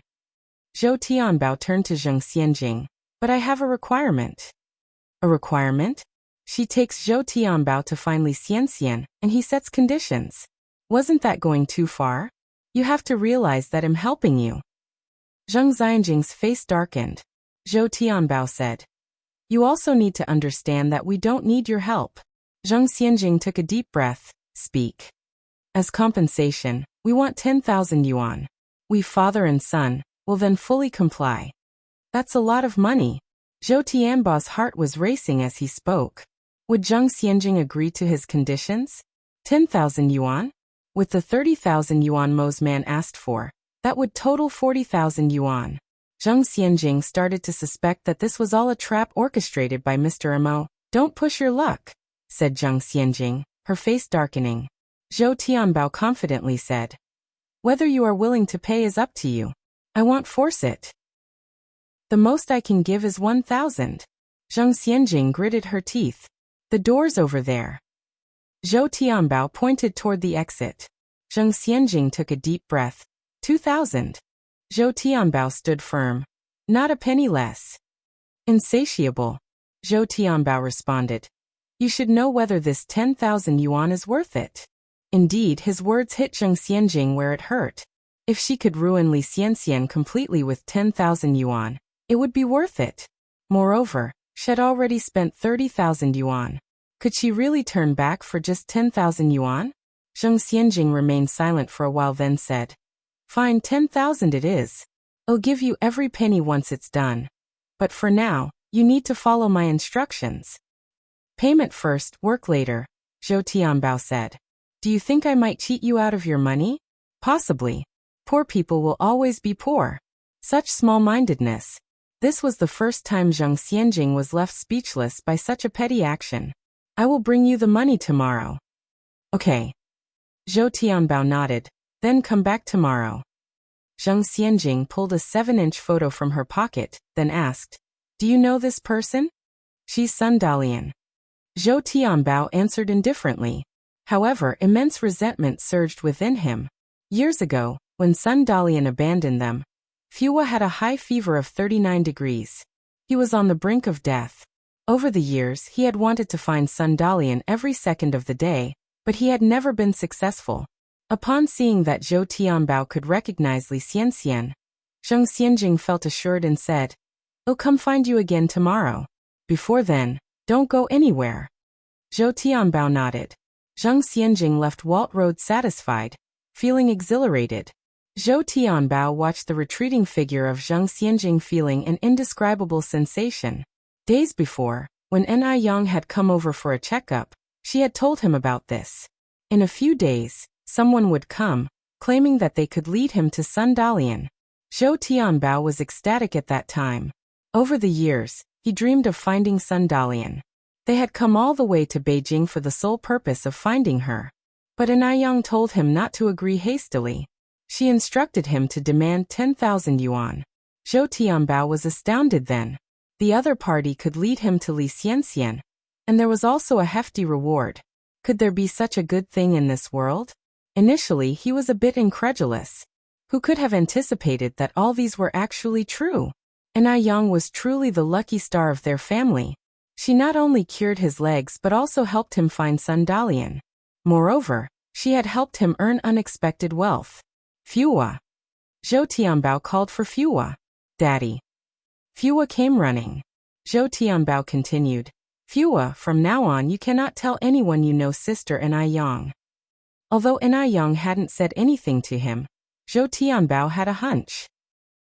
If they told other people they knew Ni Yang, it would definitely cause trouble for her. Ni Yang was their benefactor. He couldn't cause her any difficulty. Why? Fua looked at Zhou Tianbao with confusion. Zhou Tianbao said, Because by doing so, we might cause trouble for Sister Ni Yang. Would you like to see Sister Ni Yang distressed? Hearing this, Fua shook his head. No. Then listen to Dad. From now on, you have to pretend not to know Sister Ni Yang in places where there are many people. Okay, I understand, Dad. Fua nodded wisely. Mo Baichuan's wedding was approaching. The Mo family was very busy.